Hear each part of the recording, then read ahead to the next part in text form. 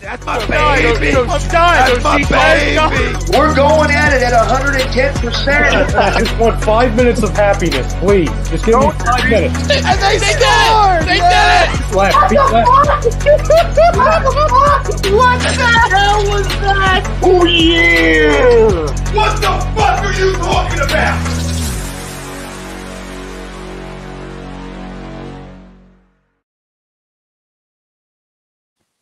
Hey folks, Bob Mannery here. You're listening to A2D Radio, real sports talk radio for the fans, by the fans, no agenda.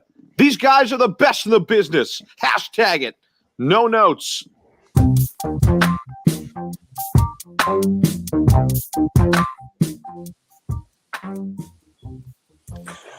Disclaimer, there will be no duck lips on this fucking show. I will tell you that.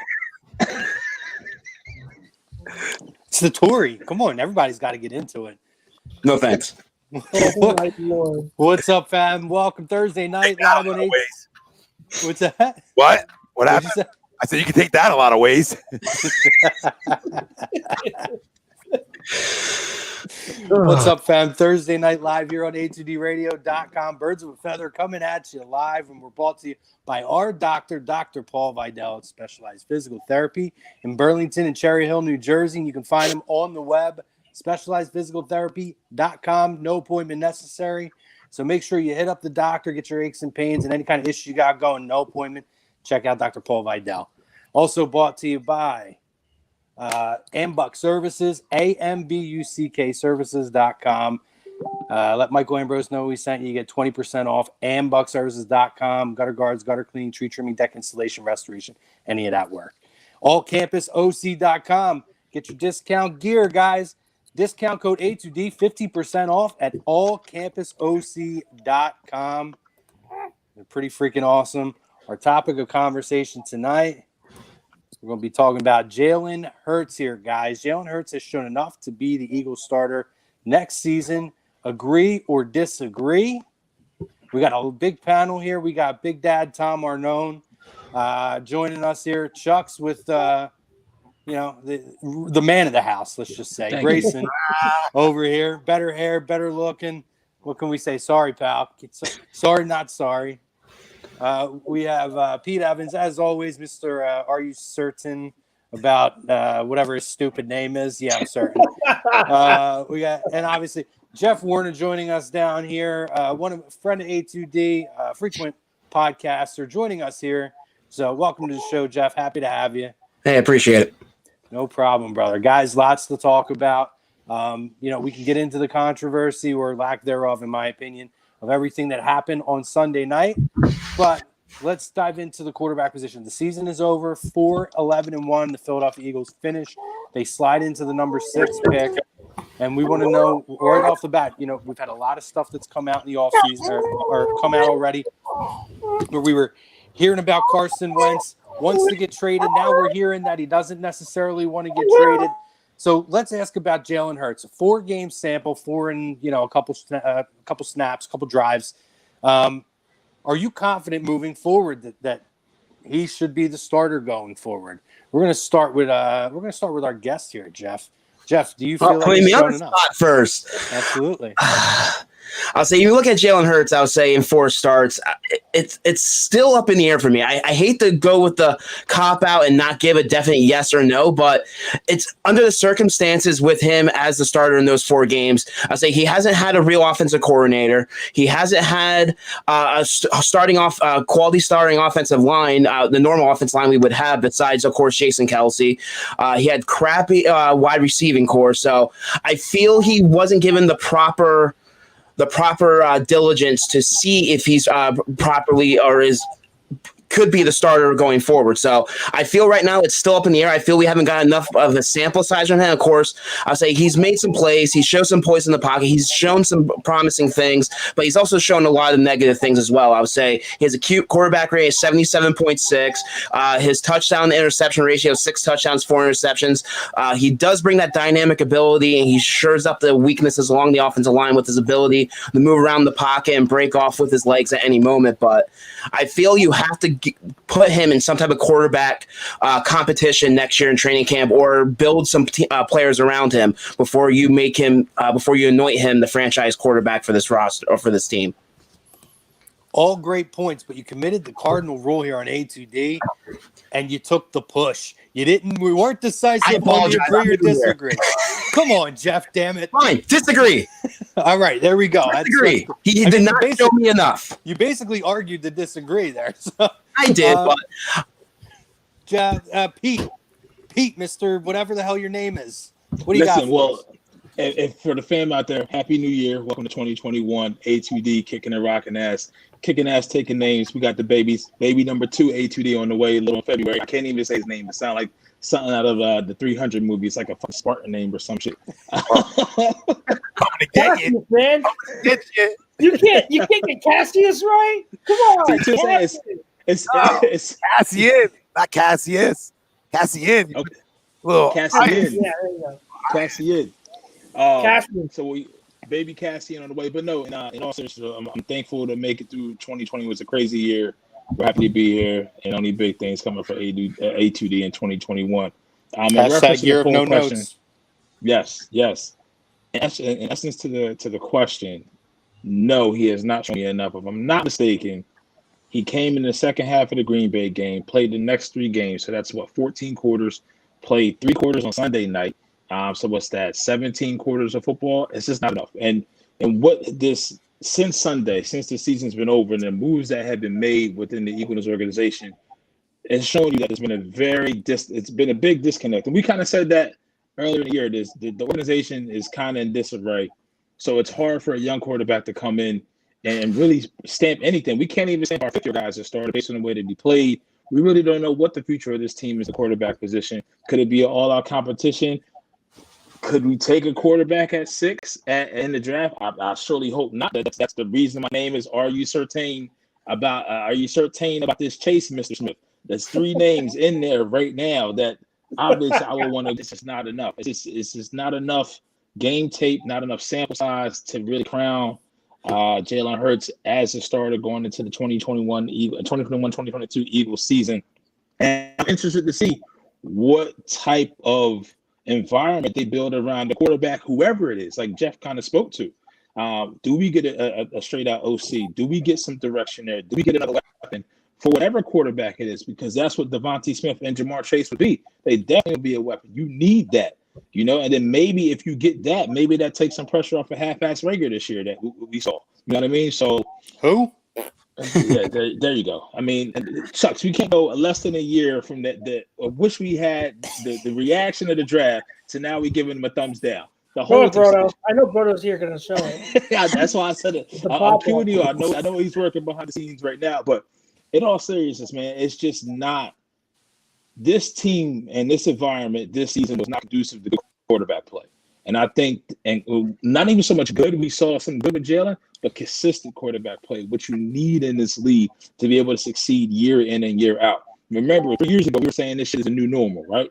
This is the new normal. We were going down Broad Street Parade. This is the new normal. Now, my, how the mighty have fallen. So this empire had one bright spot, and then now look at us. I mean, we're in the top 10. And that's never a good thing. Never a good thing. So I disagree to the poll. I'm interested to see. I think this is probably one of the most important off seasons. I know we'll get into it as we move along in the show. In recent history, this is more important than to the end of the chip era. This almost feels like an end of an era, like we changed coaches and we didn't. It feels like an Eagles off season. I've never been part of it before. You know what I mean? Because I feel like our direction is lost, but the faces are still the same. Agreed. Good, Deb. I mean, it's the easiest disagree of all time. I mean, it comes down to common sense. It comes down to watching football my whole life. It comes down to you got to throw from the pocket to win. There's a reason Lamar Jackson is going to be on a golf course in a couple weeks. I can promise you that. I can absolutely sit here and say unless he throws from the pocket enough in the postseason, he will be sitting at home. That's how the NFL has worked for years and years. So you can run around all you want, but you better be at least a 58%.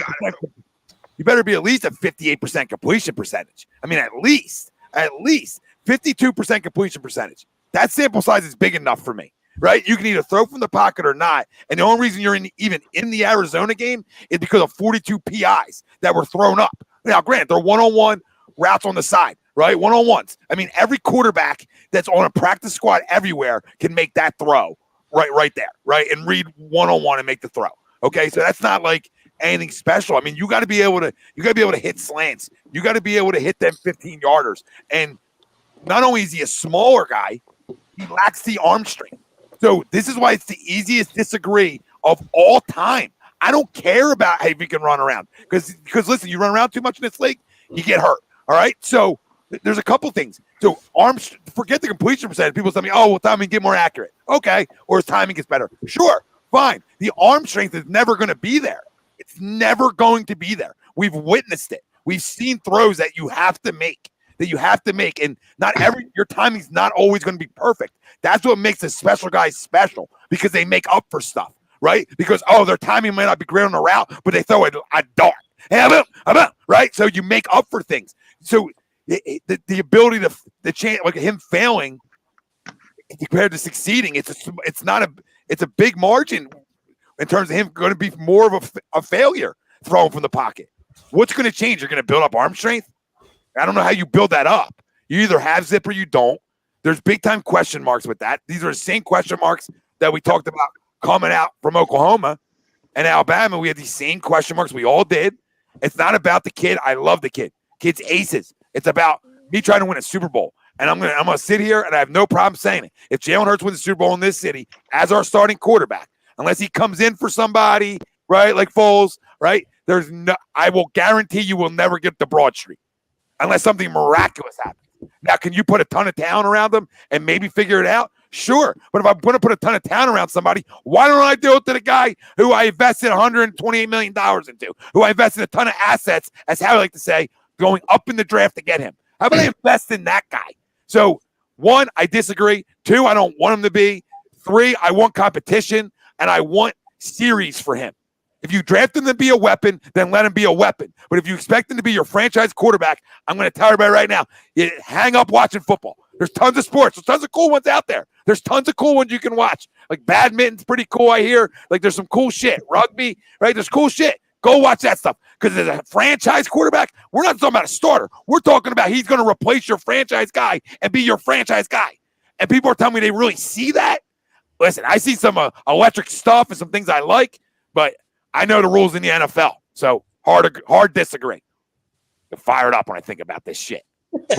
52 percenters, and we got people in the chat. Crown City. This is what we're dealing with. Crown it.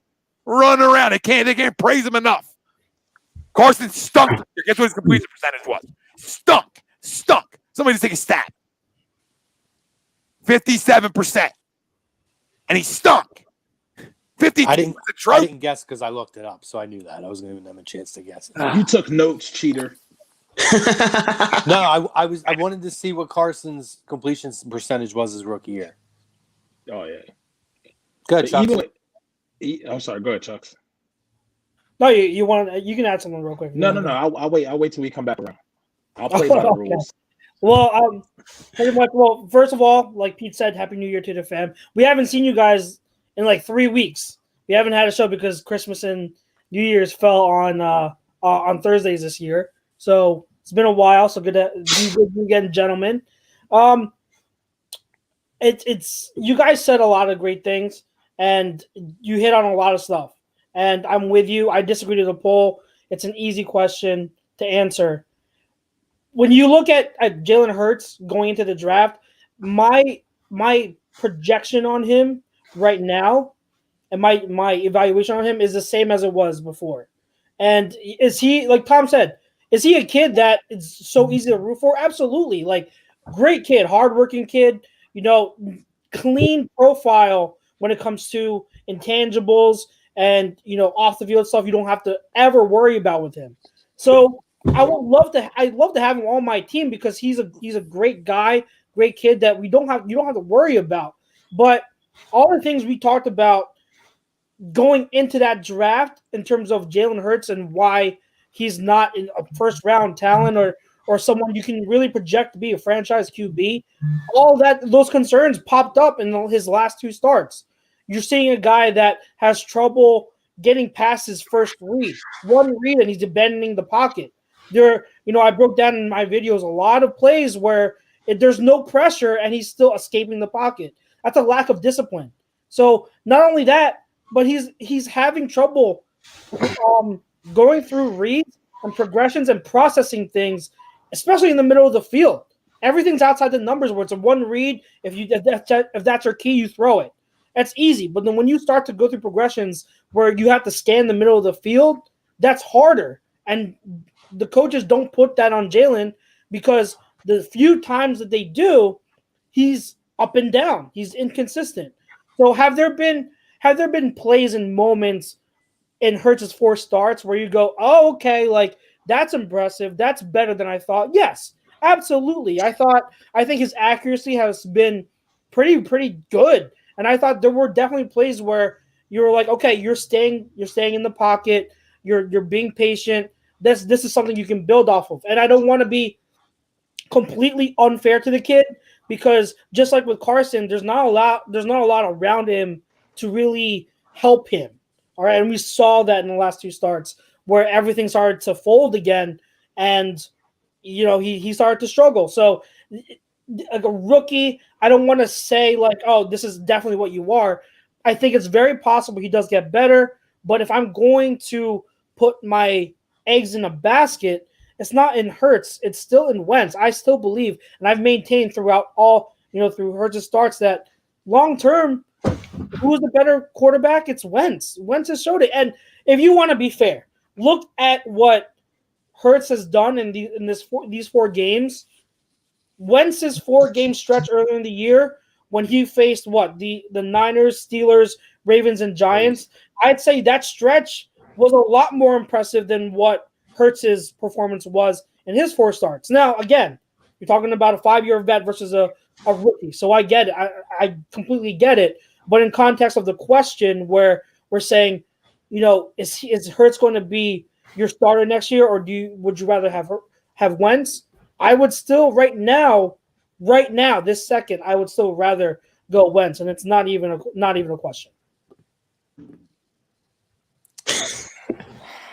I'm going to be that guy, guys. No, that guy. Good luck. Because I'm going to tell you right now, you have to look at the question as it's asked. It's not saying should he be the franchise quarterback. It says has he done enough to be the starting quarterback next year?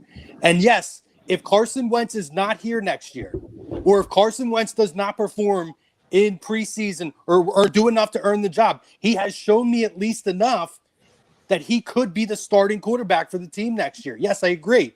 Is there room for work? Absolutely. And I know you guys touched on a lot. Chuck, you hitting a couple points of some things that could be worked on. But I agree. A full offseason with a full OTA and camp, and I would love to see how he would work with a steady offensive line. But I think that he showed us that he can create plays, extend plays. If the pocket collapses, he can roll out and he can create opportunity for guys to get open or to run for the ball. I think he did throw more accurately than we assumed that he would throw.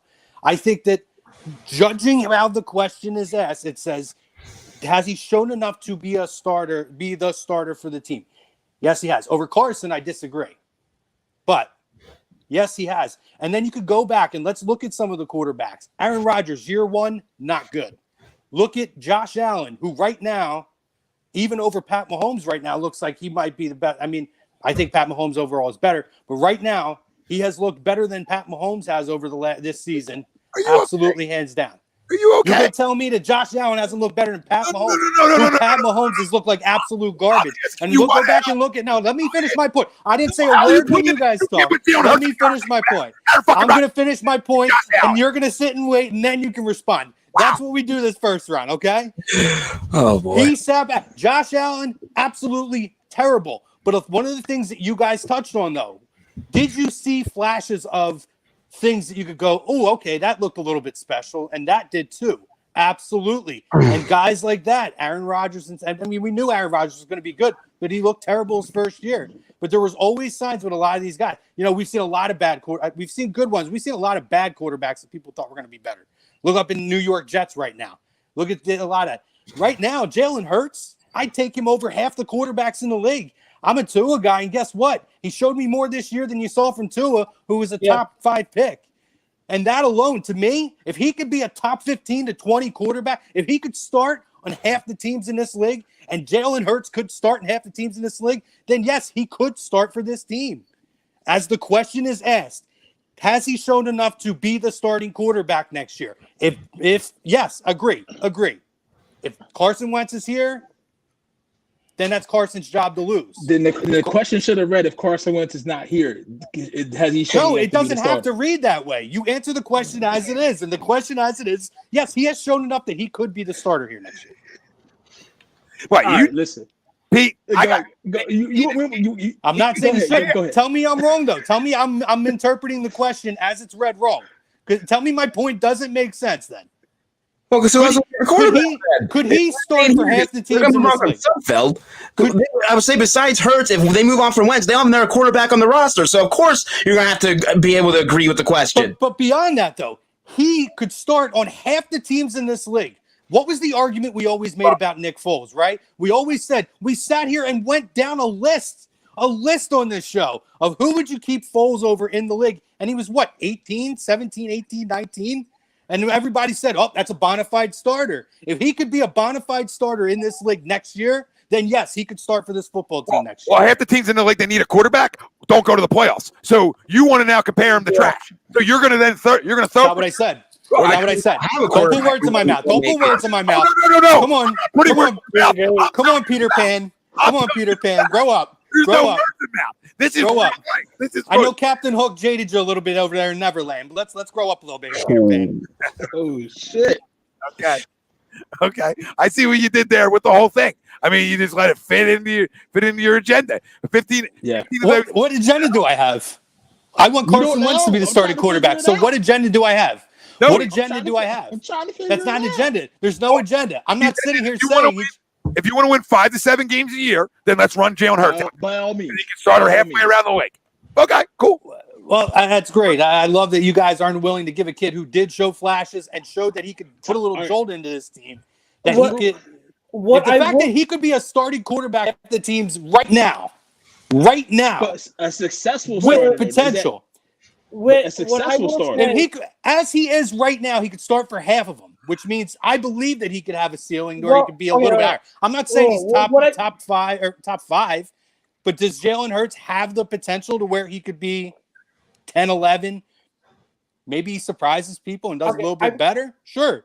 He's not going to happen tomorrow. It's not going to happen next year. Might take 2 years, but could he develop into that? One season. Absolutely. I'm gonna say two things. One, Chrome, like you saying that he could start on what did you say? Like he said half the teams in the league. That's not saying much though. That's not being very complimentary, because if you're the 19th or 18th or 15th ranked quarterback in the league, you're not. That's not good. So I'll say that. But in your defense, I can see what you're saying. If you can make Hurts your starter, if you are planning to go into a rebuild, if you're going to a rebuild for next season, and that's your hope, and you're like clean slate, let's start with Hurts and then see where it goes. Then I can see what you're saying. The thing that kind of already the Eagles have shown by them keeping Doug and then keeping Howie is that they're not really going for a rebuild. Oh, I totally disagree. So, I definitely think they're hitting the reset button. If you disagree with that, then that's I can understand that. But from the way, if they're running it back with those two, the thing they always say, like they said years ago, they're like, this is not a rebuild, it's a retool. Like I can see them using that as an argument. Like, we're not doing full rebuild, we're retooling here. That's the argument I could see the front office making. Listen, that's why like there are flaws to what you're saying. But I'm trying to defend you here a little bit, and I'm seeing what you're saying. If you're doing a rebuild, then Hurts can be your starter. But if you are planning to go into next season with any intention of winning, even if it's just a division, then it's Carson. You can't go with Hurts. And listen, I'll tell you right now, when it comes to Howie Roseman and Doug Peterson, if there was any chance they were going to go, they back themselves into the corner. Neither one of those guys can Which go is why down. I think Carson comes back. With what they did on Sunday night, and I have no problem with it, by the way, but with the way it's now portrayed, there is a perception around the league. And I believe that call didn't come from Doug Peterson. I just think he's the fall guy for it. I think I'll be honest. I think it could be Jeffrey Lurie. I think it could definitely be Jeffrey Lurie.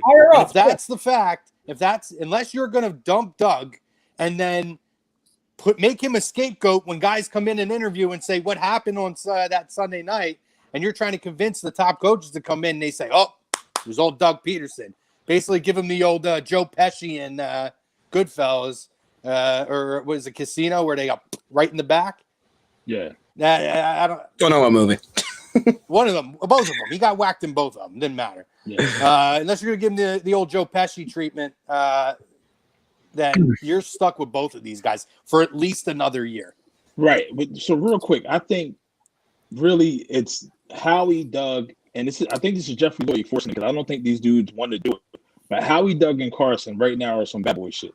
Right? We ride together, we die together. Bad boy. This is it. Like this is the last hurrah coming in 2021 and 2022. I will just say this, and I hate to turn this into Wentz versus Hurts, but it's really people have to think. Anybody out there who not you, Chrome, because you kind of said that if Wentz is not here, Hurts, that kind of just saving grace. But for people right now who are ready to crown him, a la how Denny Green did, God rest his soul, for Jalen Hurts to be the starter long term, you tell me that pass. This is really what it is. That couple things. That pass that Carson threw to Boston Scott in the first night's game, Jalen Hurts doesn't even have that pass in his repertoire. And he won't have it. And this is the biggest thing you have to ask yourself if you're out there as an Eagles fan and you want to go to Jalen Hurts. If you think that Carson in 2017, that's what Jalen Hurts has to be. If you don't think he can get there, then you don't move on from Wentz at all. Because the trade and the crazy shit is now that Nick Cesario's in Houston, guess what? Deshaun Watson may be on the market because that's the only fucking way they can ensure a first-round pick. They don't have a first-round pick. We were in the same advantageous position. We took advantage of Minnesota back in 2017, I believe, or 2016. Deshaun Watson's the only asset they have, and he's under contract. And they have too many freaking holes in their team. And if he goes in there and requests a trade out of Houston, guess what that does to Carson Wentz's value? Plummets. Because now you got a better quarterback on the market that's available. You know what I mean? Plus, then you got Matt Stafford that's going to hit free agency as well, because I'm pretty sure the Lions are going to take a quarterback in the first round. So when you look at all these things, so are we. I can't even entertain that. I can't. Not happening. I can't entertain that because, like you said, who you want? You want Fields? We'll go Fields. I don't want either. And real quick, speak to the Sunday night point. It's gonna happen. The reason why so many people got in an uproar with it. If that was a 1 o'clock game, it wouldn't have fucking mattered. Nobody would have said shit. Nobody saw it. It was just so blatant. It's like when. But that's the problem with the argument, then, Pete, is because it's not a consistent argument. I'm not arguing. I know you're not, but I'm saying that's the people that make that argument who say, "Well, how could you do that on a primetime game?" Well, guess what? Easy. If this was our plan from the beginning of the week, and they made it pretty damn obvious that this was going to happen, then guess what? That's not their fault that the league ridiculously flexed this game with two shitty teams, by the way. It's not like they didn't have better options. They could have did Miami, Buffalo. They could have did the Steelers and the Browns. And would people be bitching if if the Steelers start half of their starters, the Steelers win that fucking game. So let me ask you this now. If the Steelers bench all their players on Sunday night, we're gonna just roll with they're going into the playoffs. Well, who fucking cares? The whole thing is the integrity of the game. There's two teams who played all year that strive for a playoff spot, and you're doing a disservice to those teams by not playing them. Yeah. A little bit different. You know what? I guarantee you nobody would say a fucking word if it was the Steelers. How ironic that comment that John Lynch just made. I don't know where it went. It was on YouTube, but he said, "Did you hear Howie is talking to Ertz to try to save Wentz?" Like, come on, man. We really? That's like. You know what I mean? I know it's tongue-in-cheek, but how ironic would that be? You feel what I'm saying? Like, this whole season, you can't judge anybody. You can't judge shit on any quarterback. You really can't. It's hard for me to really say if this is Wentz in the future because you had nothing. You literally you had so many injuries, so many disarray with the coaching staff. It seems like these dudes weren't getting along at all. I remember coming on this platform in October and saying, listen, Doug is doing uncharacteristic shit. I think he's coaching like he's scared. Did I not say that? Like in the first quarter of last season. It showed true throughout the whole season. It's Jeffrey Lurie. He couldn't clean house. I think you know how Jeffrey Lurie is. In 2014 with Chip, when they fired Tom Gable, he said, listen, here you go. You have the control. Well, I think once you back, Pete, I think Ertz is coming back. I'm just telling you how I feel. I think the only way out of cap hell right now, because you can't just get rid of everybody, because then you take you're taking the dead cap hits on everybody. That just doesn't work like that. Not when you're up against it like you are already. So the only way to like smooth things over and make your cap work for a year or two is back end money to guys like you did before, like why you're in the situation you're in now. But over those next 3 years, then you actually got to hit on picks. That's how that works. You haven't done that the last 3 years. This is why we're in the position we're in. I think you got a better chance of seeing a guy like Dallas Goedert traded than you do than like if one had to come back, I can make the case that I can bring Ertz back instead of Goddard. I can see it. I bring them both back because I don't have a lot of goddamn talent. So I'm not in the position of trading guys because I like how we operate with 2 tight end sets. So I don't want to trade that because Ertz isn't a good enough blocker. But listen, if you're trying to make things right with Carson, it starts with Zach Ertz. Like how weird is it that Zach's upset before the season? Zach has the softest year in NFL history because of feelings, and your quarterback sort of plays that part throughout the year, and then his feelings are hurt by week 14. Now his feelings are hurt. You have a lot of hurt feelings around here. So I think the only way you smooth that over is by bringing them both back. And I think if one goes, if Ertz goes, I think that makes Carson even more upset because now he's losing guys that he trusts, right, and stuff like this. So I don't know. I could see them paying him till he's 35 freaking years old. I'm not saying any bit of this is right. I can see them paying him till he's 35. Tight ends can play for a while and back end some of that money, and then that opens up some more flexibility this year. What do you think, Jeff? What was that? What do you think with Ertz? With Ertz, dude, I would say I agree with Tom. I would say you might have to bring him back. I would say with him being 31 years old, I don't know how much trade value you're really going to be able to get for him. And I would say, like he said, I would say they have to somehow figure a way to move this cap around because with them being $60-70 million over the cap heading into free agency, they're not going to be able to make much moves to improve this roster. I'll say if you look at up and down this roster, there's not one position I'm sold on that we have quality players at or that we can go to next season with. And they need to find some ways to upgrade. And if they can't, they need to bring some of these weapons back. I would say you're not going to get much trade value for Zach Ertz, especially at his age, his career low numbers, and his and I'll say with his cap numbers. So I agree. I would say Ertz probably should be back, especially after that emotional speech. I would say if for some reason the Eagles move on from him, I know it's a business. I would say they're going to take so much slack from the fan base and from the fans after what he said about the city and the organization, this and that.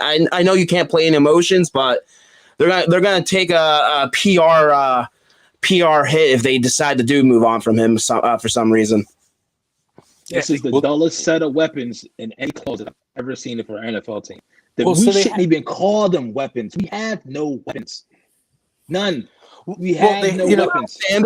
Sanders, if he was healthy and Doug actually used ran the football with him, he would have had a little bit more productive season. He still made the Pro Bowl with only having over 1,000 yards from scrimmage. So I'll say we have a couple weapons in place, but our offensive line's in freaking shambles right now. You only had one starter from week 1 play all 16 games. You'll know the health of Brandon Brooks and Lane Johnson heading into next season. Lane Johnson's going into his 30s. You don't know if Mailata is your left tackle of the future. So there's just a lot of pieces, especially on the offense side of the ball, whether you have no matter who's at quarterback. And then we have no wide receiver weapons. I agree with you. I would say Rager was a big disappointment this year. They're going to have to move on from Alshon and Deshaun Jackson. I would say who else I would say we're going to continue going in the season with the guys of Greg Ward and whoever the hell else we have on this freaking roster. I was saying, honestly, until we get out cap hell and start hitting on some of these draft picks, we're in the dark days of Philadelphia Eagles football, unfortunately, for the next couple of years, unless miraculously Carson Wentz or Jalen Hurts, whoever's your quarterback next year, turns things around. You guys want to hear the boldest statement of 2021 already? You want to hear the boldest statement of 2021? The Eagles are taking a quarterback. No, it's not my. I I don't. think he's going to say the Eagles are going to make the playoffs. Watch. Oh yeah, Eagles win the division next year. And Carson Wentz has a monster year. That's the boldest statement of 2021 already, and I want to put a lot of money on it. I'm willing to put a lot of money because you are Brandon Brooks and Lane Johnson away from being a playoff team, and I don't care what anybody fucking says. I really don't. I don't care if anybody out there says, Tom, I disagree with you. No, you're that away from being a 9-win football team. 10. Is that good enough? No, I'm not saying it's good enough because your weapons aren't good enough on the outside like we talked about. But that's the issue. That's the issue when you, like Jess said, when it's that interchangeable and so many different guys. One, everybody wants to blame Doug bad play calling. I'm not saying he's a good play caller. I'm just saying that nothing looks good when you can't protect your quarterback, right? Nothing looks good on your offense. There's a reason Andy Reid and other guys value their offensive defensive line so much. There's a reason Howie Roseman has. Honestly, I mean, our defensive front gave us the production we were looking for. Honestly, we didn't get that from our offensive front, hence why our offense stunk. I mean, you want the correlation on why the offense stunk? No offensive line. I mean, does Jalen Reagor have a better rookie year if there's an offensive line? Maybe a little bit better. There's guys like Dallas Goedert and Greg Ward. Maybe are things better on the outside? Maybe I would venture to guess.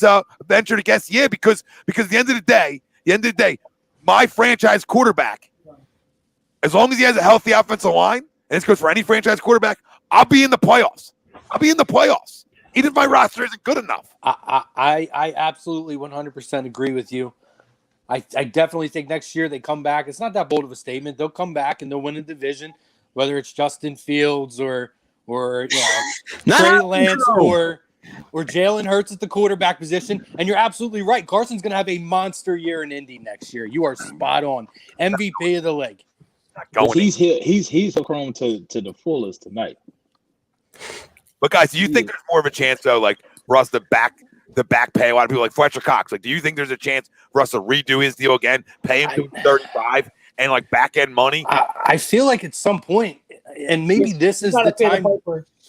Like at this point, maybe this is the year exactly, Chuck's, to do it. They have to bite the bullet at some point. But why would you do it? Bring in. Why would you? It doesn't make sense. Though, like you're gonna do it with a lame duck coach. Nothing makes sense. Like he's a Super Bowl winning coach. He can get a job a lot of places. It doesn't add up that they're in tank mode. Like it doesn't, guys. The only way you know they're in tank mode is if guys get fired. No, this is how it works. There's no way. Why are you going to ask me a question and then not let me answer the damn question? Oh no, you said what you said. No, they're you know what I mean. They're in tank. Okay. One word answers. My bad. No. I'm following the tank, and then it comes back to you. I'm sorry that. Okay, hold on. Let me finish.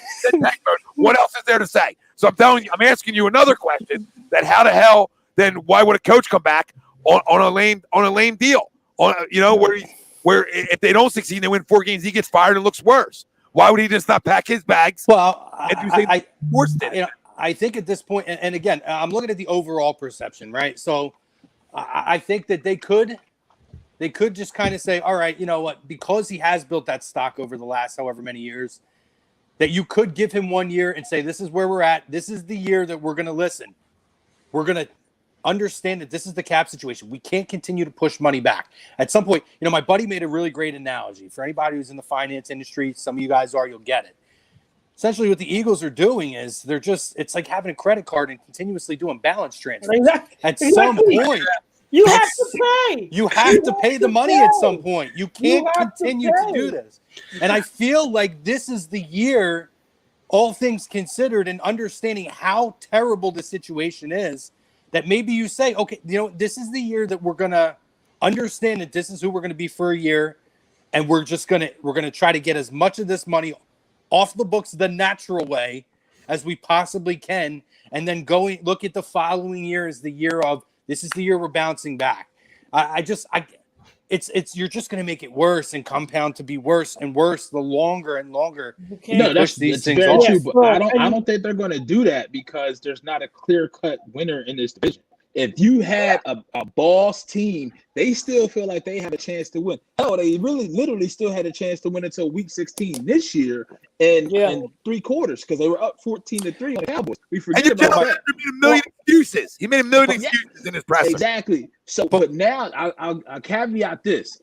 Like kind of Tom said, you got to look at the dead cap hits that you can take with the players that you can move. Hurts may not be able to be moved because he just doesn't have any value. For whatever reason, somebody out there is going to feel like Fletcher still has some value. And as long as they restructure that deal or he goes somewhere where he asks for more money, that kind of changes the cap hit that you receive. There's going to be some cap casualties. But like you said, your buddy said balance transfers. Listen, if you do those balance transfers and you move it down the line, like Tom said, these draft picks that you have for these next 2 years, you have to hit. There's no want to hit. You have to hit because by the time it comes up to pay this shit, you have to have you don't have the talent now. Hence why you have to pay it now because you don't have cheap talent. But once you have it with these draft picks, you have to hit. I don't even know. You can tell me more, Jeff and Chuck's. John Dorsey's track record, I don't know how good it is, but I feel more confident in him if I could draft the players than Howie Roseman. I can tell you that. He's got a good track record, and that's the thing. Like that's the one thing he's good in is the draft. When it comes to evaluating other talent, player evaluation, you've got to. That's why I think a lot it hinges on what they do with Dorsey. If Dorsey really is going to have a big role in terms of the draft and player evaluation, that could be a significant thing. I'm not guaranteeing anything. Please don't say like, oh, like, are you saying like it's guaranteed? No, I'm not guaranteeing anything. I'm just looking for signs of hope here. And it's ironic because what Dorsey is not good at, Howie is good at. What Howie is not good at, Dorsey is good at. What is Howie good at though? What is Howie good at? What is Howie even good at? We keep on praising this dude. Thank you, Jeff. Thank you, Jeff. No. You also got to give credit to Howie. One year to do it. Wait a minute. Good at one thing, Jeff. He's good at free agency. That's all I'll ever give him. He's good. He's good at free agency. He's traditional. If you compare Howie to the rest of the GMs in the whole league, Howie has been good with the cap and free agency. Not perfect. Years. Now the NFL is a league that's what have you done for me lately, not what have you done me in the past. Okay, yeah, but then by your argument, what has John Dorsey done for anyone lately? He's drafted the quarterback that he's playing in the playoffs. Yeah, he got my son. I mean, it's real. No, I understand that, but what I'm saying is he's not employed right now. So what I'm saying is they complement each other well. All right. Okay. So if they can find a way to work together, you can have something here where you can have some success. But Chrome, what you said is spot on. You can't, and I've been saying it for months now, even this past offseason in 2020, you cannot keep pushing restructuring these deals. They have to be paid at some point. And because Howie's plan years ago, and it worked years ago where he didn't build off the draft. He started to build off of aggressive free agency moves and trades, and a lot of them worked out. That's where he won us over. You guys remember, we were calling him Howie Hero for 2 years. For 2 straight years, we were calling him Howie Hero. Not this guy. Not me. Okay, he pulled the wool over my eyes, that son of a bitch. So he was doing great things in the offseason in free agency and trade. Drafting was the issue. However, when you restructure these deals and then the free agents you get turn older, the players you traded for get older, that's when your core talent, the young talent you get from the draft, had to step up. And that's why guys get fired. But because Howie is not good at drafting, that's why we're in the position we are now. Because when now your core is getting older and older and they're getting hurt, you don't have a young talent, young talent to step up. So we've been yelling about this for 5 years. Is the draft. I'll never forgive Howie for firing Tom Gable back in 2013. I'll never forgive him for that. I agree, Pete. I'll never forgive him. I know me personally. I know Pete's been on this wagon, and I know other guys have too. But like, I've been crushing him draft wise for 5 years, if not longer. So it's like it's nothing. 2 Pro Bowlers. That's it. I don't see how this organization hasn't seen the same things that we all have talked about. Like we all agree. Like I think he's been really good. He's been usually good with the cap. Now it's coming back to bite him. Yeah. But he's been good with free agents. He's been good with the cap. He's been horrific at the drafts. And you're right. This is why the fork meets the road, right? And this is where you're at. You're like, well, dude, you told us we were retooling. Well, you didn't bring any tools in. I mean, you brought 0 tools. Like, okay, you can argue Miles is toolish and Dallas Goedert's toolish, but they're not game changers right now where they make your roster because they're playing like your offense is that explosive. No, like, I like Miles.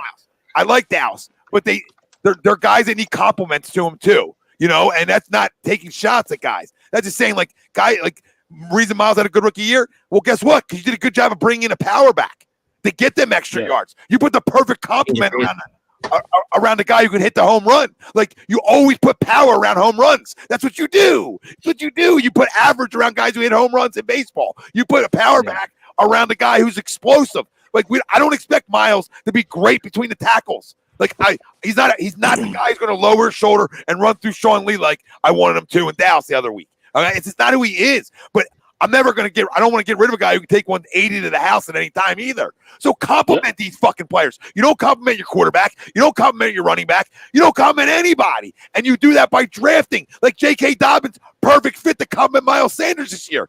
Like it's just I can't anymore with the draft. So and the misses are it's almost like how he tanks the draft.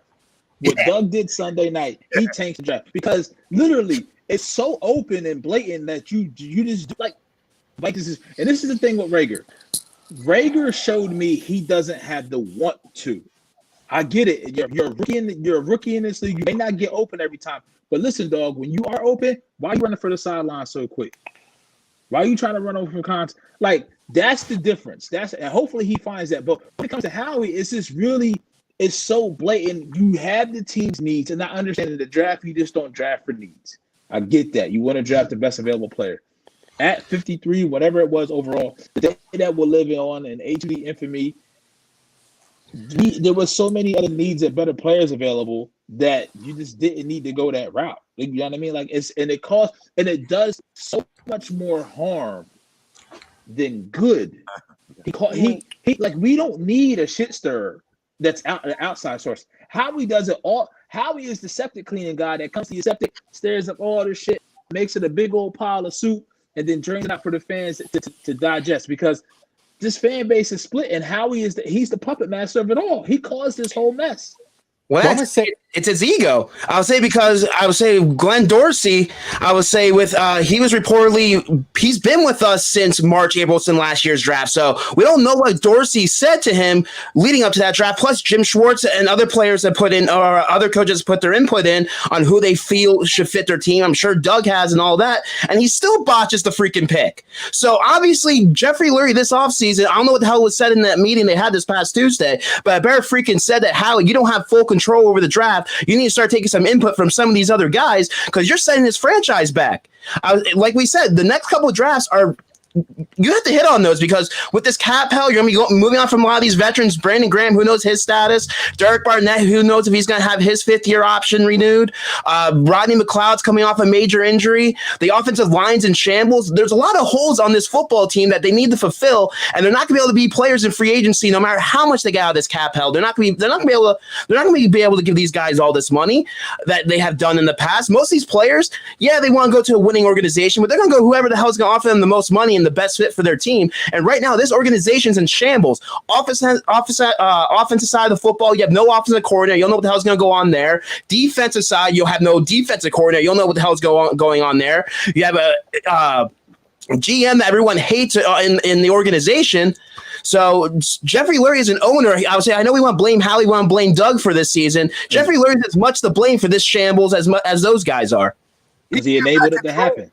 He did the same thing Howie did. He fell in love with the moment, rightfully so. We all did, right? Winning a Super Bowl, and then his loyalty just became blind to things. And Howie did some of them same things on signing guys and giving guys big deals because it's the nature of the beast. I get it, but I mean, somebody said, "Well, how do you change this shit organization with which is the 6th pick of the draft. Well, I'm not saying it's going to change a whole organization, but if you land a star, it changes your organization. That's how it works. It's Surtain as a star, or Chase, or Devontae Smith, or whoever they draft. We need difference makers. Yeah. I mean, you become, if say just Jamar Chase and he's a pimp, and Carson's here and he gets his guy, I mean, you could be electric real quick with the offensive line that is here, that we're expected to come back. Forget Kelsey for a second.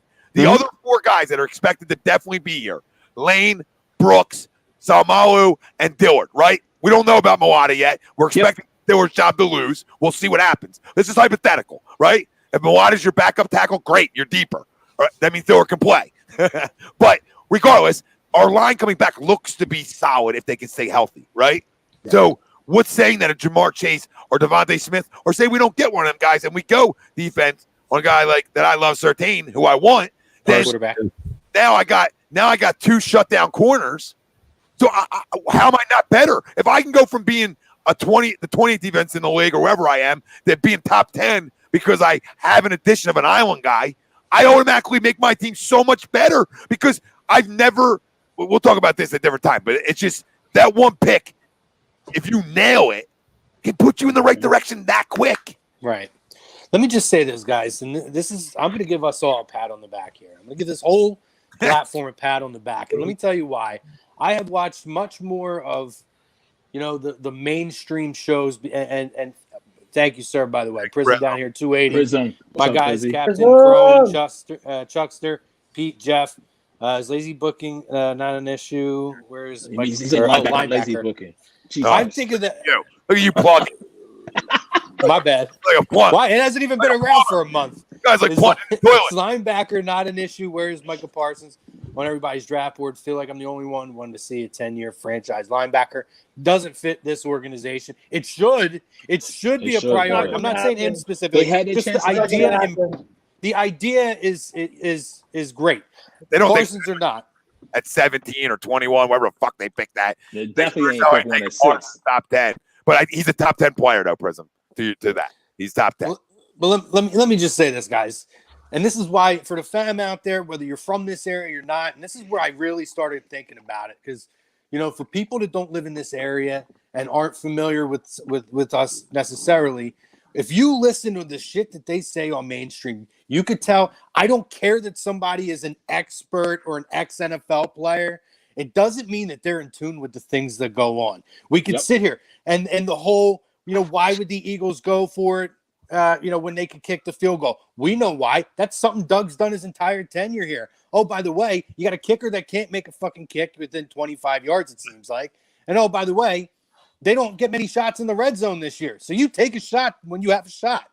So I digress on that. But just a lot of the stuff that we're talking about, the idea of, like the draft pick. What is the difference between going to 6 to 9? Well, if you have any idea of the draft history of how you need every margin of error that you could possibly have. There's a big difference from going 6 to 9. Well, you want 4, right, Atlanta, right? Like, to your point, like if you want, say you're 9, but like you got a guy that you love. There's no way you're getting up to 4, right? Like it's impossible. But at 6, if Atlanta's QB goes, or they think they can get a QB later or whatever, you have flexibility to say, oh, you know what? I want Jamar Chase. Hypothetically, I'm going to get him, right? And you can trade him. Maybe you could move Hurts, but I mean. You move Hurts to Atlanta and you get a second round pick back or some kind of deal. But like you have flexibility more in the situation we're in at 6 than we would at 9. Because 9, we're not getting up in the top 5. Like if there's a guy we love, it's not going to happen. So I think they can either trade it, they either go up a little bit or they go back. But your point is you have to lose that game, Chrome. You have to. Yeah. Like, it's just there's so much. Chase Young would be a giant if they lost. There's just so much uneducated information from the quote-unquote educated people out there. And that's why you need to tune into this, so you can talk to people that are in tune to it, that have these conversations day in and day out, week in and week out, who know what's going on. It's not about being a homer. We argue about a lot of stuff. I'm telling you they're going to take a quarterback. Tonight. They're going to take a quarterback, number 6. Absolutely. But this is where you get a real conversation. I want to pat everybody in the back, especially for a week like this, where we're really on the national stage. There's a lot of really shitty information being put out there for people who are acting like they're in tuned. And I'm telling you, they're not. The Max Kellermans of the world, the Ryan Clarks of the world. Although there's some things that some of these guys have started to back off of that they came out initially swinging at. But freaking Chris Collinsworth lost all credibility on the freaking on the game when he was broadcasting, saying Hargrave has had a hell of a season. Yeah, he's a freaking moron. He kept on Montez Sweat, Josh Sweat, like, get your team right. Yeah. Well, that shows that these commentators, you got to remember, they go and they have these pregame meetings with the teams. That's how they catch up on a bunch of stuff. They don't follow these teams like all season. That's why a lot of the stuff you see or you hear from them, it's such baloney. Like, you can only trust really like Tony Romo. Like, Tony Romo knows his crap. Whoever would have thought you had to trust the Cowboy? I know, right? It's crazy. When did Kelsey drop his response to, or his explanation? Was that yesterday or the day before? Yesterday. 2 hours after. Yesterday. Okay, it was yesterday, right? Because Miles talked on Tuesday. I watched it this morning, and they're still running the Miles quote, and then I think it was Max Kellerman specifically. And again, I want people to understand that this is the garbage that you're being shoved down your throat. Max Kellerman out there quoting Kelsey's original comments that Kelsey himself said came out of context because there was a confusion. Never referenced the fact that he corrected himself. He went to every one of the negatives, never mentioned Brandon Graham's comments, never mentioned Kelsey's explanation. He went through the original thing. But all of that because it fits a narrative. So this is the place you guys come when you want to get a real fucking conversation and you want real talk. Because we'll tell you how it is. Whether we like it or we don't like it, we're going to come at you with it. You want real talk? You guys want real talk? I know Chucks won't like this, and this isn't about Chucks. I'll trade Miles yesterday. You understand? Like, I'll trade you yesterday because you could have suited up. So where were you? You want to talk about all this ABC shit? All right, Brandon Graham and Jason Kelsey, vets in this league, didn't have to suit up and probably begged this suit up. You understand that? Probably begged this suit up and made it clear, I'm not sitting out. You understand? And you were nowhere to be found. So I'm tired of this crap. I'm tired of the MVP talk. I'm tired of all the extra. I'm a supporter of you because you wear green. But this shit this year, unacceptable. Too much talking, not enough on the field. And I'm not going to sit back and say, well, because I love his talent, that I'm going to let it all go. And I know Chucks won't either because he'll get on about the same shit. All right? I don't need to hear you're taking shots at your organization, dude. Are you okay? Like, do you talk to the vets? Look at all the young guys. They got a lot to say. Oh, Jalen Hurts. Oh, this is crazy. Like when he came out of the game or whatever, they got him on the sideline. It's all the young kids who don't have a feel for it. But when it's a business and it's convenient for the player, they'll tell you why when they leave you. Oh, well, it's a business decision, Tom. It doesn't mean I don't love Philly. It's a business decision, Tom. It's always a business decision when it's convenient for you, right? But in this type of business decision, which this is, okay? And first of all, 4-win team's not good enough to tank anyway, so I don't even want to hear it anymore. They stink on purpose. They're not good. They don't have to tank. They stink. This is nothing that we didn't see all year. But I'm tired of all the guys that want to make it out to be this thing. Like, this is a business decision from up top. It's how the league works. It happens all over the league in Week 17. Our teams jockey for position in every damn sport there is. All right, so for young players to come out, they're naive. They don't get it. But first off, if you played and you come out and say something, I'll listen to you. All right? You didn't play. What are you doing? Yeah. He's got to grow up this offseason because we need him. We don't have a lot of weapons. We need him. And that's exactly where I agree with you, Tom, because, it's one thing for guys, whether they're young or old, who suited up and took some issue with it, because I do think that some of the valid points that were made in regards to those guys is, you may not be coming back to this team, and that Week 17 – Every highlight that you could get to put into the reel to get you a job next year, I understand that can be frustrating. You may feel like, you don't understand why this is going on. It's taking opportunity away. I agree with you. I'll listen to those guys. But for the guy to not suit up and be one of the loudest voices in the room, what did you do this year to be the difference? What did you do this year to be the difference to where there wouldn't even be a question if we had the tank in the last game because you would have won a couple more damn games? It did nothing. He did nothing but run his mouth. He did nothing but tell us what he was going to do and then spend half the fucking time sitting on the sideline. Fuck him. He flip-flopped on his quarterbacks, too. I mean, if you watch it, Carson's my guy. The first game Jalen Hurts played, it looked like he was – and listen, I get it. things get taken out of context. Right. I heard him say it. I listened to it. I didn't just take somebody's report for it. It's like, I get it. You want to support your team. But it sounded like to me, you were saying he's a better leader already. And I'm like, whoa. And I didn't want to make a big deal of it, but now I will because the season's over. But it's like you're flip-flopping on your quarterbacks. You told us all last year how great Carson was, and then this year you're flip-flopping. Like, I don't know. Running backs are always fun like this because the ones that have talent bring you headaches. And just like wide receivers, the ones that have all the talent usually bring you a headache or two. Yep. It's fine, Miles, but this is why I need another vet in the room with him for another year because I think it would have been important to his growth. And they can still make up for that this year. But with young guys, man, leave Jordan Howard around them for a minute. Like, leave just guys who not Jordan Howard. Come on, not Jordan. Someone else. The money, son. Jordan Howard. Someone else. Come on. I'm just making up. We've got to have Jordan Love AP or somebody like that. Our two guys have never been successful behind him. Yeah, I hear you. We don't have the money. We don't have the money for that. So it's like. Yeah, like we could have never got like this organization shows how inept it is, Chucks. It fucking got rid of the guy, didn't bring him back, and then went out. Oh, we're gonna circle back. We're gonna circle back 12 weeks later, and now we're gonna pick him up. It's just showing you all we told you all season. It didn't have to be Jordan Howard, but you needed somebody, a veteran presence in here, because the rest of the guys weren't good enough, and we lost games specifically because of backs 2 and 3. Clement, This isn't a Miles attack. I will say, in response, because I am Miles Sanders' father, he is my son. I will say that both your boys let me down this year, Chucks. To him, and trust me, he got it from me because he's got to shut up. He didn't play, and why is he? So why is he running his mouth on the radio saying anything, like anything? So he's got to shut up. And I agree with you. I'm not. You know me. I've been saying this all year. I don't care if I like you as a player. If you're going to do something that deserves to be called out, I'm not sugarcoating it for you.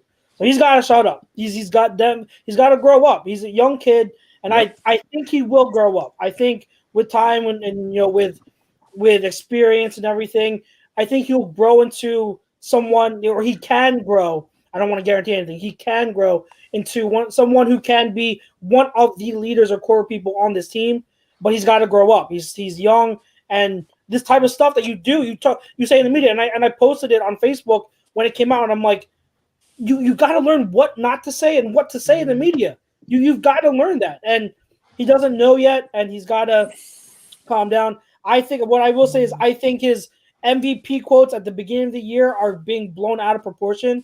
I think a lot of players say MVP, like they put that on their weight of the shoulders to kind of help motivate them to say, I'm working. I'm write yourself a post-it and stick it in your fucking locker then. It was an Instagram story video. Like, come on. It's not like he came out to the media and say, I'm going to be an MVP. You ever see Invincible fucking Mark Wahlberg? Do some shit like that. Chucks, know your city, Chucks. Know your city. No, not you, him. Know your when you become a veteran, you know your city. You know you know that. Hey, I'm in Philly, and if I have it down here after saying this, they're going to pull the tape because there's assholes like Tom all around that are waiting for 4-11-1. Like, I'm waiting for it to pull your state. The last thing I'll say is what he did disappoint me on are the drops, all right, and then his durability. He's got to stay healthier, put on a little bit more weight, my guy. Put on a little bit more weight, get more durable, and stop with the drops. Now, some of them are issues with Carson, but there are way too many where I can't give him a pass. Way too many drops. So secure those hands. But what I will say is, as just a runner, when you compare his rookie season to now, Miles has grown leaps and bounds. He's so much better now than he was last year. His vision, his discipline, his footwork, running in between the tackles, knowing his keys, knowing the blocking designs and his assignments as a runner and which gaps to hit is 10 times better than it was last year. And I think it will continue to get better. So I liked the development I saw as a runner, but now he's got to include his ability as a receiver, because what did we say? What makes a difference with him is that he's someone who can threaten on both aspects of the offense. He can be a deadly runner, but he can also be a deadly weapon as a receiver out of the backfield, even lined up wide. So he's got to make sure that both areas of his game are at top peak. Because if they're not, then he's not the guy we expected him to be when we drafted him in the second round. If you're going to draft, Eagles put one, like they didn't draft a day 2 or day 1 running back a long time before it was Miles. So them taking Miles shows that they put a lot of expectations on this kid, and we all did too. So if he's going to live up to those expectations, he's got to have both areas of his game clean and at top level. Because if not, even if it's one area, then he's not providing what we expect him to be. I'm going to say this, and I never thought I'd say this, boys. But when I look at Jalen Reagor and I look at Miles Sanders, you know what they all need? All of them need a mother who's going to hold an umbrella over their heads. And you want to know why? Because she must have brought her kid up the right way in some way, because despite all of the heat, he hasn't done much, and all the heat that kid gets, he never steps out of line. He understands, and he, as a young guy, he just, whatever he does, I don't know what he does to go about his business, but he does it. You don't see him out there making comments. You see any of these guys out there, and he's been baited into it a few times to where he could have said some stuff, and you never hear a word from him. And I never thought I'd see the day where I'd say two guys who definitely have some talent compared to another guy who clearly, I don't know what he is. I think he has talent. But you know what I'm saying, though. No, there's something that you could.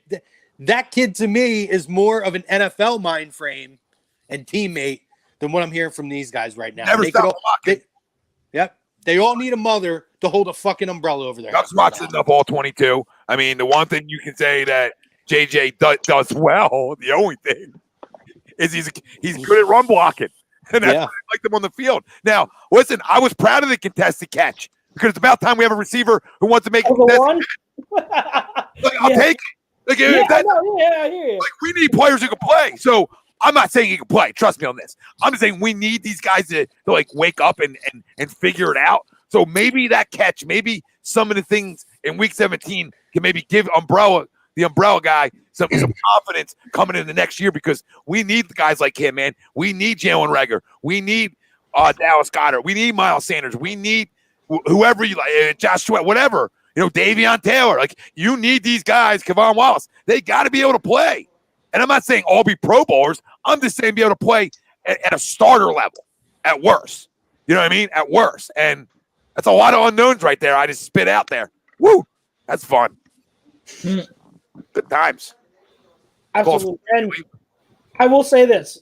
Let me say this about Reagor, because I'm the known Reagor guy here at A2D. The video is infamous. And I think, what was it now? Last week, where I just found out that he actually blocked me on Twitter. I don't know when it started. Chuck gets so hurt over these things. I love it. He hates them now because he got blocked on Twitter. It's perfectly fine. You know, I'll pull it up. Hey. He's not fine on the inside. You heard that? What happened? I said, you say you're perfectly fine, but on the inside, you're not perfectly fine. But the best part, Chuck, the best part is you defend him all year. I have been trying for the last week to get blocked by him. In your defense, to make that stand for you, and I can't get blocked. You still aren't blocked. I'm the only one that can't get blocked, and I keep tweeting him. In all honesty, if it was Westbrook or like Miles that blocked me, yeah, I'd be buttered. But I really, honestly, if Reagor wants to block me, then what? So be it. It just kind of shows me the immaturity of this kid, knowing that, okay, what did I say? One bad thing, but I've been complimentary of him since the draft, that he's going to block me of all people. Then by all means, block. I actually haven't checked. Let me see. Maybe at the same time, Reagor, you better grow up. We're talking about young players that need to grow up. Reagor's got to grow up, because Pete, you said it perfectly. When he's on the field, bad body language all over the field. Ball doesn't go his way. Oh, he's sulking. Oh, he's bad attitude. When there's a bad throw, oh, like what? Like it's the TCU Reagor all over again. letting his frustrations of bad But his QB quarterback play or may whatever- have been on the same level as TCU this year. I will admit. But at the same time, at the same time, Rager has got to stop that. You don't play well enough for you to have that bad body language, and you're a rookie who has shown barely anything, and your route running has gotten better, but considering you're a first round rookie, a first round wide receiver that the Eagles took and passed up on a guy like Justin Jefferson, who's a stud, the fact that that's who you are, that is the status of what you are to this team, and you're going to sulk and have bad body language, you don't have the right or the privilege to be having bad body language. Chuck, this is why you draft winners. Chuck, this is why you draft winners. Like when you have a chance for Patrick Queen, Justin Jefferson, you have chances for guys who just won, right? Who just won. And one guy, Justin Jefferson, who was an outside guy, they moved in the slot because of Chase, and he accepted the role and balled the fuck out and became a better route runner in the slot because he actually had to learn how to run routes. This is 101. And as a general manager, to pass this over is a joke. You bring in a guy who never had 1,000 yards in college. I don't care how much people like him. He's a straight line runner. It's what he is. It's what his tape shows. And his highlights even show that. Like most guys' highlights show maybe some wiggle at the line, some juicy, maybe a crossover, something. His just shows straight line. That's all well and good. That's second round shit. That's not first round talent. All right, so you're reaching. And listen, the kid might, if you put Jamar Chase with him, he might be good real quick. You know what I mean? But right now, if Justin Jefferson was on this team, this is how bad inept Howie Roseman. Everything circles back. If Justin Jefferson's on this team, I know LeVon argues with me all the time about it. We are a playoff team. You can write it down somewhere because he gets open. He knows how to run routes. All right, and he's not going to have 1,400 yards here or whatever he had. But I'll book you that he has 1,000. 1,000, yeah. You know what I mean? About Jefferson? He won't have 1,400, but he'll have 1,000. Yes. You could have had in a position right now to draft Jefferson and Chase as your wide receivers. Oh, that'd be cute. Well, I don't think we'd go back to the well, though, right? Because I don't think we'd be 6 overall. So some things would change. But have you not seen our quarterback play this year? I think it's better with a number 1, though. Like, No, but you could have had DK and Jalen or DK and Jefferson. You could have had DK, Jefferson, and Jeremy Chin. Just think about that. Oh, God.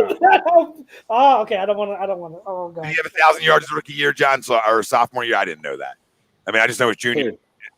Jalen.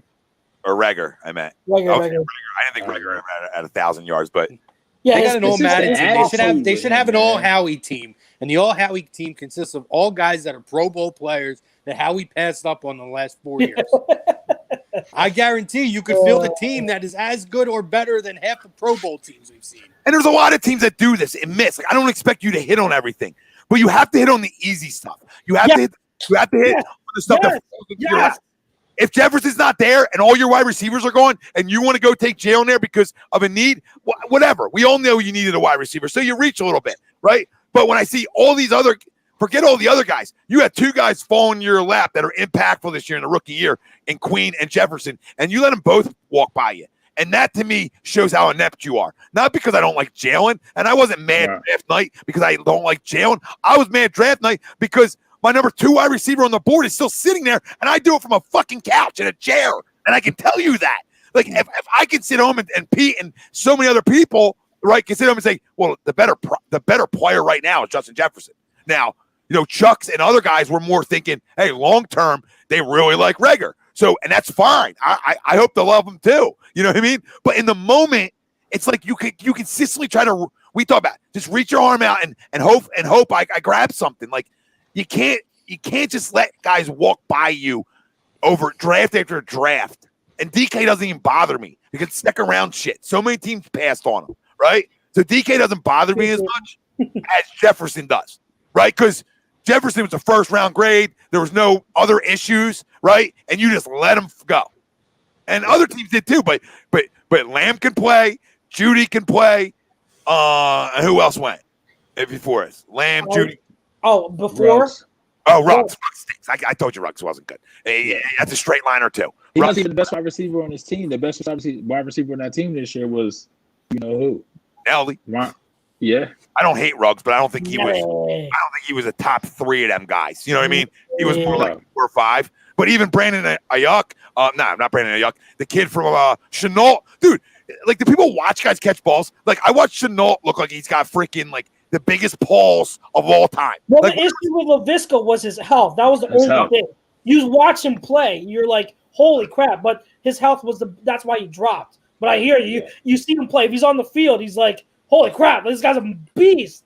he caught a ball like a Nerf ball last Sunday. Like, I don't even see the ball in his hands. Like, how big are your hands? Like, He's a monster. He's a monster. we went off on a little fun there, but I mean, it's just you can't. Chucks is right. You know, in like, you got to let guys. First off, you have to let guys grow too, right? Like, Yeah. guys' careers aren't over because they had bad year 1s or bad year 2s. Like this is the make or break year for JJ coming up, and Jalen will go into that junior year too. I always talk about compare it to college. Junior year, I got to see you. I got to see it. If you're not good your junior year, you're just not going to be good. Yeah. And the thing is, you have to cultivate Remember too to keep.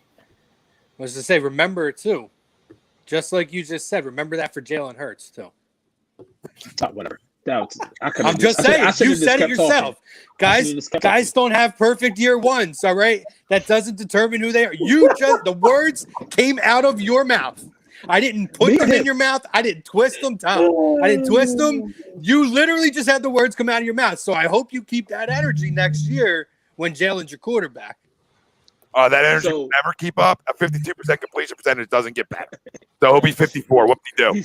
He's not deserved. But you have to cultivate an environment where you can grow, and that's the biggest thing is if you take a bird's eye view, and not this national perspective. Max Kellerman, I'll punch him in his fucking face if I see him. And I mean that, hands to God. Like, he's the worst on everything.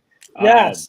He might be worse than Skip at this point. Yes. I think so. They're so. close. Always an 1-1. agenda with him. No matter what, it's always an agenda with him. Yep. In the 16-game season that we saw, and what we saw on the field, the biggest issue is what we don't see. There was issues inside of the NovaCare facility that affected on-field play. And for Jeffrey Lurie, somewhat when he makes changes, that's when he starts to see friction inside off-field that affects the on-field result. Regardless of injuries, there should have been no reason why when Hurts came in, that's when we start to run the ball effectively. Like, don't get me wrong. I think Carson does have a little bit of has an ego. But at the same time, I don't think he's an audible out of every fucking play. Yeah. You know what I mean? Like, his audible rate is not 80%. So for every 5 plays called, he's audible out of 4 of them. I can't see him doing that. But at the same, you have to call that. Like, even now, like, if I'm not confident in the environment that whatever the number 6 pick is, and hand to God, I say it right here on the draft. I hope that Zach Wilson, Justin Fields, I hope somebody's on fucking board at 6, because then they can trade back and do whatever. You know what I mean? Maybe they could trade back and still grab Patrick Surtain at 9, or grab a Chase. I still don't. Nobody's seen Jamar Chase in the fucking year. That's the problem. People have forgotten. We don't know what type of shape Jamar Chase is in. This is what I told Chuck this on Sunday. I'm gonna be watching pro days like a motherfucker, like I'm stalking the bitch this year. Watch. Pete, that's the thing, though. That's the thing. Based on the 2019 tape, are you willing to pass up on a Chase based on the fact that you just haven't seen them? Because if you compare Chase and Smith and their tape and their skill sets, Chase to me looks like the obvious better prospect for the pro game. Yep. Are you willing to pass on the better prospect just because you haven't seen him? And no, not me personally. No. I'm Chase number 1, Devontae Smith number 2, and I just think Devontae's too small. But with that being said, I went back and looked at, and I know Tom's somewhere off there lurking. He wants to team. Go back and look at the matchup they had last year. I think Chase went for 6, 140 in the tutty against Alabama, and that was against some plays were against Surtain. I think he went 6 catches, 140. He's a monster. He's a monster. With like 8 targets or something like that. So I mean, it's just you just don't. He reminds me of a more explosive IU, Debo, AJ Brown, more well versed, and with room to grow. The biggest thing about Devontae Smith, I hear people out there, listen, they said my man runs a 4.5. There's corners that he's been going against that run faster than that and that's thicker than that. He can have all the dog in the world. You can feel like you're the baddest dog and be small as shit. I bet you every Chihuahua think they could be a Rottweiler. But guess what? At some point in time, Chihuahua gonna lose. You feel what I'm saying? So it's just one of those things. I will say this, fam, real quick. I'm kind of still on host of shit right now. We were supposed to do 2020 season Eagle awards. They don't fucking deserve it. Let's move on. This is where I take it back. What awards did you I'll give it to the biggest. I'll give an award to the biggest jerk off on the team. It doesn't matter. There's good awards again. Good, bad, or indifferent. If we're doing jerk offs, yes. This is the last thing that I'm going to ask in terms of this, because I don't want to I don't want to dive deep into the draft, guys. It's way too early. The season just ended. We're an all Eagles show, so we mix in some Sixers here and there, but we're an all Eagles show, so we have plenty of time to discuss that. It's going to be talked about probably ad nauseum at some point. The last question that was asked by Marquise, he asked, should Wentz have an opinion on offensive guys in the draft? I'll say this simply. You guys can respond if you want. Absolutely not. You don't even know yet if Carson Wentz is your quarterback, number one. And number two, no, absolutely not. He's not Tom Brady. But by the way, I don't think Tom Brady even would be a guy who would have this. The NFL is not a thing where players have a say on who gets drafted, okay? So absolutely not, no. I'm not saying Howie's the guy, but I'm not confident Carson's going to take the right guy. He might take some other guy out of fucking North Dakota and the number 6. So I'm good. But I want to move on. Let's save the awards for next week. Okay. We have about, give or take, 30 minutes left. So let's talk NFL playoffs upcoming now. Well, no, before we get to that, guys, let's get your reactions today. Last Eagles topic specific here.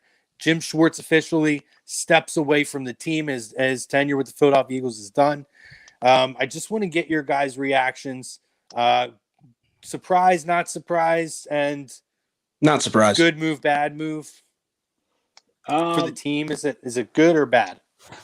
Well, it depends who they bring in here. I'll say hindsight's 2020. I'll say if they bring in a quality defensive coordinator, then okay, good move. But I'll say Schwartz, I understand he brought us to help us bring us to Super Bowl, but you have to remember in that Super Bowl, they still gave up how many yards and how many points to Tom Brady. So, and I'll say him with this since he's been defensive coordinator for the Eagles, it's not like he's had a top 10 defense throughout the years here. I was with him as defensive coordinator, and a lot of that was his scheme, and I felt that. I would say we let go a lot of talent. I would say you look at Rasul Douglas and Sidney Jones and some of these guys that they moved on from that he felt did not fit his system or they couldn't play or couldn't perform. They went elsewhere and they were able to go out there and play. So I would say I know we want to criticize Howie and Doug for talent evaluation. I would say Jim Schwartz was just as much a problem in talent evaluation for his defense to fit his scheme, because I would say you don't go out as a defensive coordinator and demand. You can go out there and request players, but you have to fix around what you have with those players that you have to make sure that they fit your team and perform at the best possibility, which I felt he did not do at least the last couple seasons. Granted, I understand his defense relies a lot on the front four getting pressure, and I would say we didn't see a lot of that the last couple years, and fresh guys in the front four to take away the pressure from the secondary, but I say I feel he was the scapegoat, and I feel it was the right time. I would say we're like a lot of people have said this.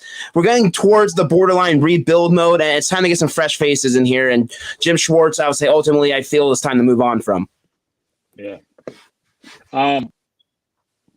Very well said, Jeff. And it's kind of the same thing where I just don't think when you look at it from a bird's eye view, again, it wasn't that bad, but we were in it.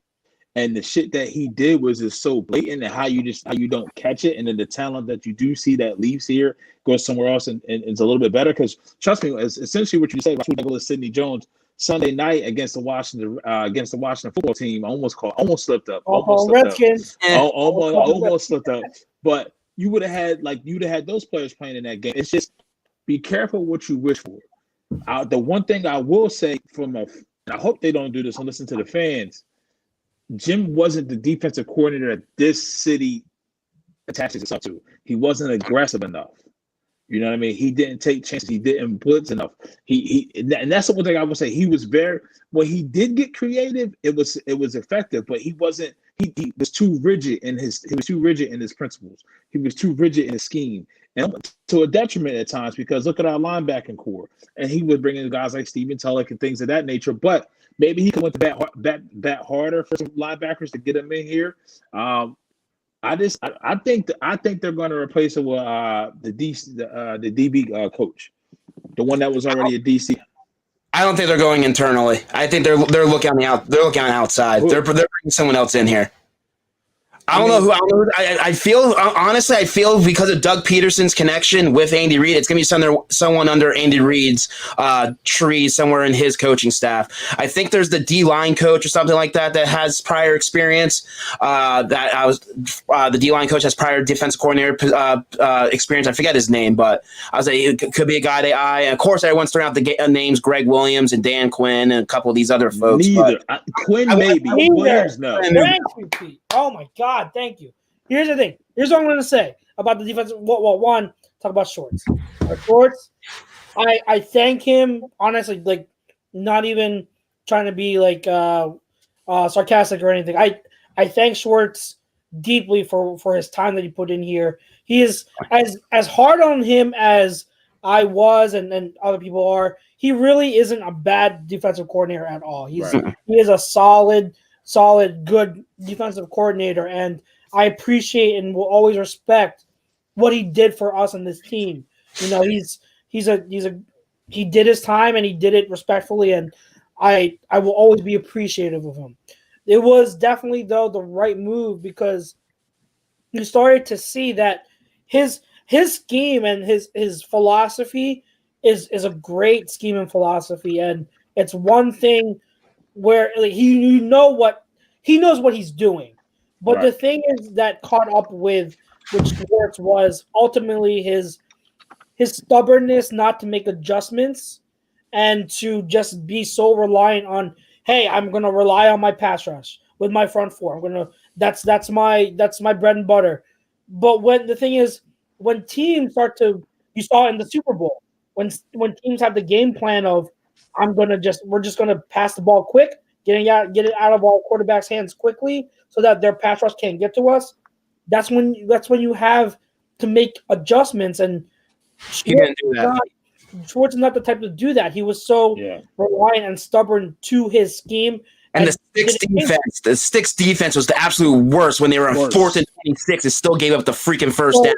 So it was time for him to go. What I will say also about the next defensive coordinator, like, I don't know if it's going to be within. I don't know if it's going to be an outside hire. I don't know if it's going to be a college guy coming up or a retread.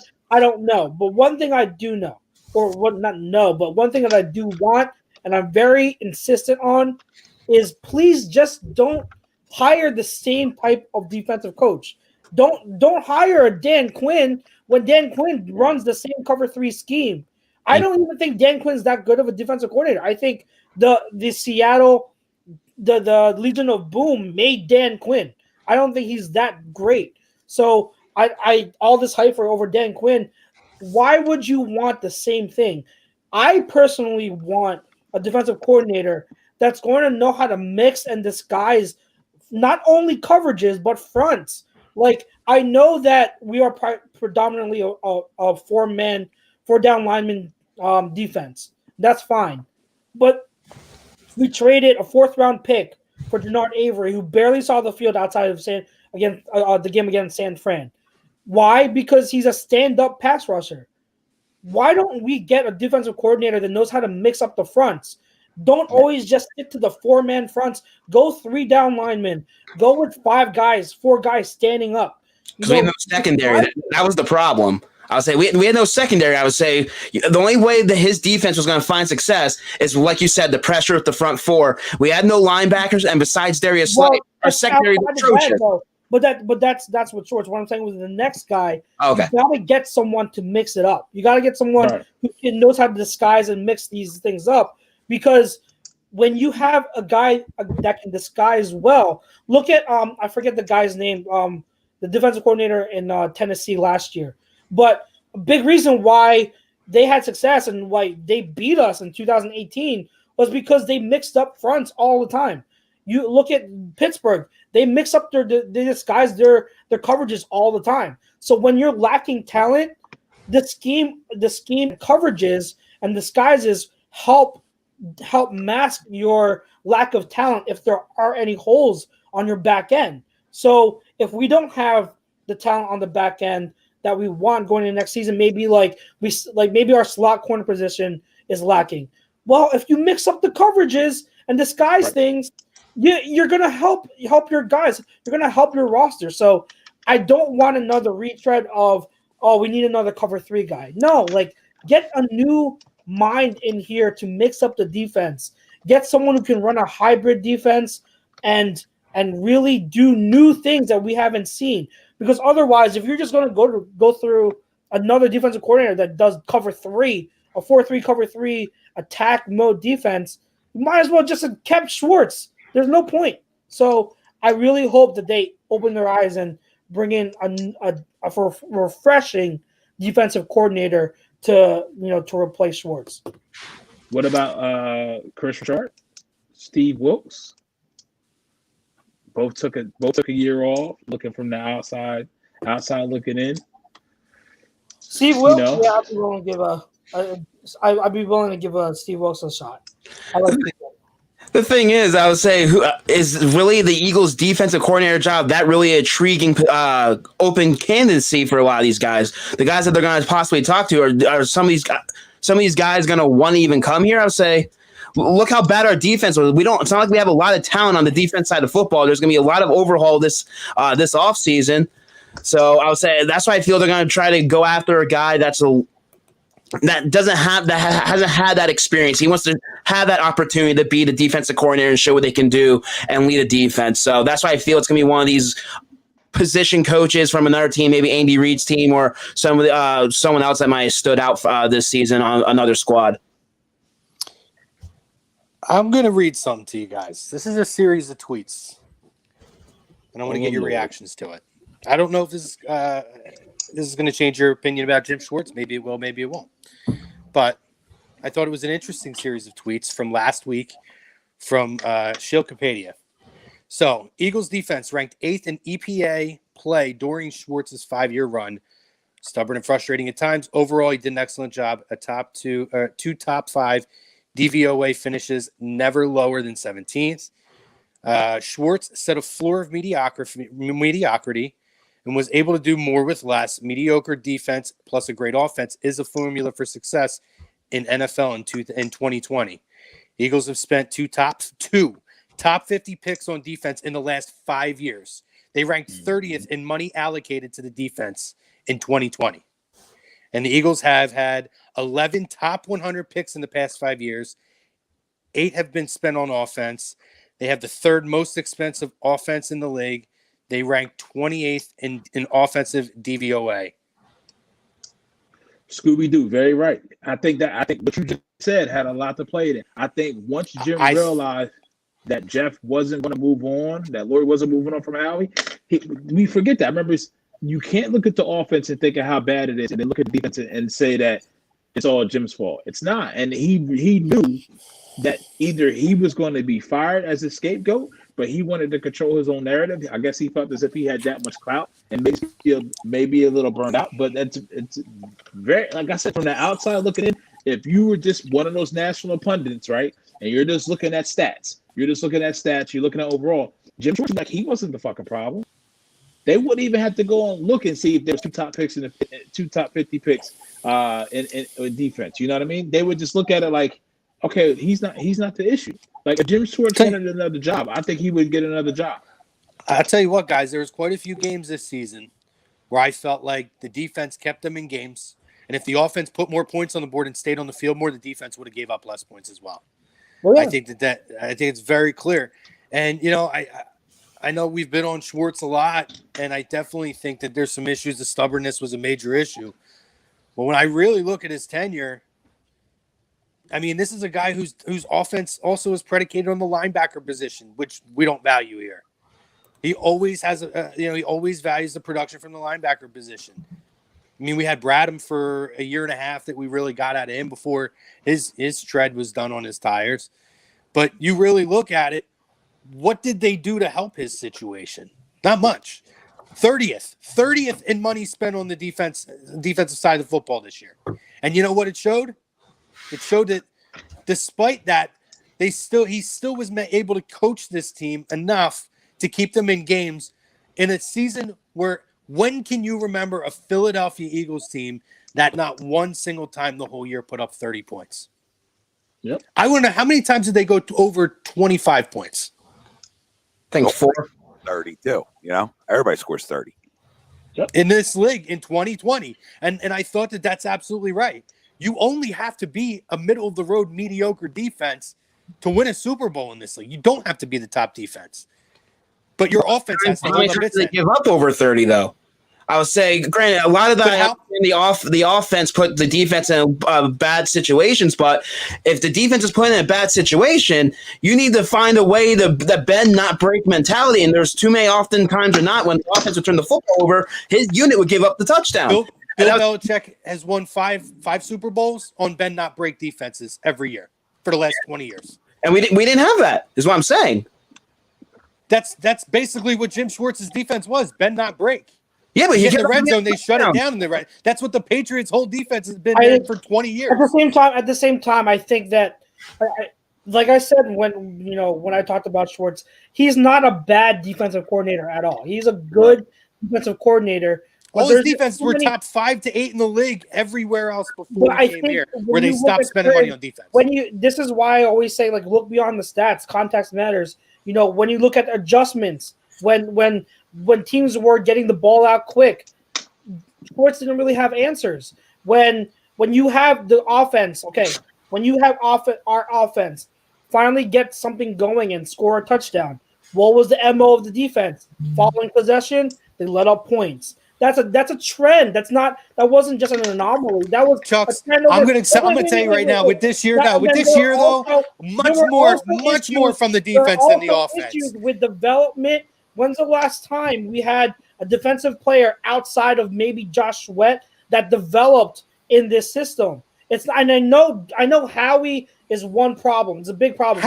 But at the same time, like there are still players that Chucks 1 ounce of development. So again, 2 defensive players. Yeah, but you're going to start talking about development. 2 defensive players taken in their top 50 picks. A good defensive coordinator. Yeah, they also good, but at the same time, he's not. It was time for him to go. There are right. I'm not saying that. I'm not saying it's not. My whole point is, I think people devalued what he did here. I'm not saying he didn't have his shortcomings, but when you're going to start bringing up players being developed here, he had 2 players that were taken in top 50 picks. It's all offensive players. And how many offensive players have developed here, Chucks?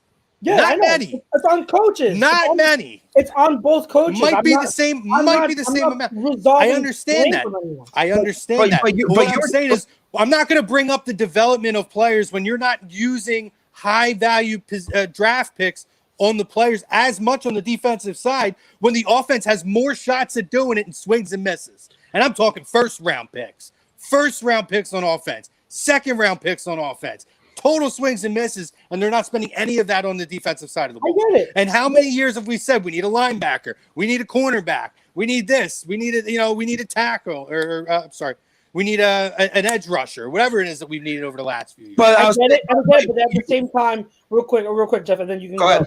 At the same time, we didn't draft a lot of defensive players early, but then the most money we spent was on the defensive line, and how many games that defensive line disappeared? Too many games they disappeared for what we're paying them. That is also ultimately going to fall on Schwartz. Like I said, no. That falls on Howie. That falls on Howie because Howie has given out a lot of bad contracts on both sides of the football, and the fact that he doesn't use the draft for the defensive side, absolutely. Schwartz's philosophy is my front four will get there. Well, then, if that's your philosophy, Howie's going to be like, I'm going to spend money on D-line. They got Hargrave. They gave him that huge deal, and look what happened. He was a freaking. I would say we're talking about awards. He probably should get most of our most disappointment this season. You gave him that huge. That's not true because Hargrave did have a good year this year. You want to go back and talk about it? You want to go back and talk about a Malik Jackson or somebody like that? That's a whole different conversation. For a guy that got the amount of money that he got, he produced 4, 5, 4.5 sacks. We're expecting monster numbers in that interior line from him and Fletcher Cox. Nobody on this team has done that. Nobody on this team, and I don't think that that's always on the defensive side of the ball. A lot of these guys are old too. It's a bad contract given out by Howie. That's the bottom line. It's a bad contract given out by Howie. Productive pass rusher with the Steelers. And but he had a good year. He ranked high. He rated very high. He was picked as a top 5 or 6 free agent signing this year with what he put out by the end of the year. I don't know what article that was, but I read it on the air 2 weeks ago. 2 weeks ago, I read it on the air. Hargrave had a bad first half of the year, but his second half of the year was he had a bad first 5 or 6 games, and then he turned it on the second half of the year. We expected a bigger production from a guy getting that type of contract, especially next to Fletcher Cox. You can't put stats to a pass rusher, though, Jeff. You can't put stats to a pass rushing is not. I agree, pressures and all that type of stuff. Stats.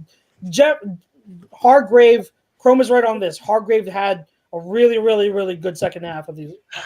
And when I see a guy who does that, and I'm not making an excuse for anybody, but in a COVID year, when I see a guy who gets off to a rough start, but then turns it on week 5 or 6 and is consistent through the rest of the year, I will give that guy the benefit of the doubt, not having a training camp with a brand new team and basically coming in cold without a preseason.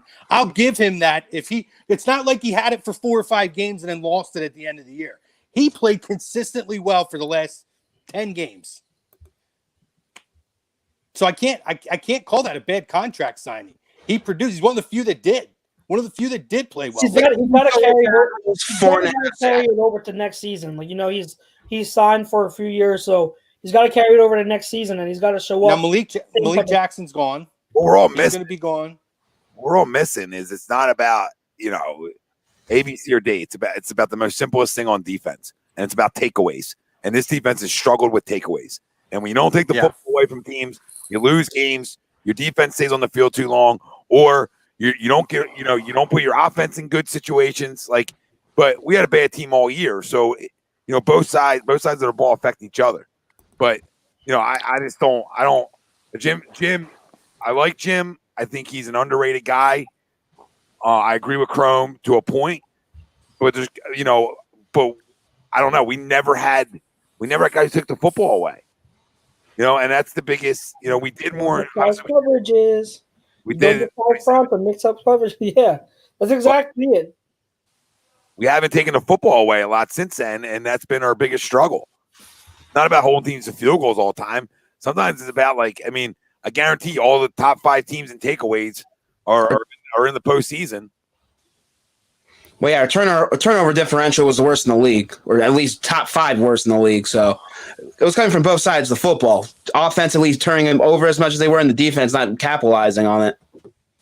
But the Chrome saying, I would say that the Eagles don't spend money on the defense. Maybe not this season, but they got Hargrave, they got Darius Slay. In years past, they got Malcolm Jenkins, Rodney McLeod. So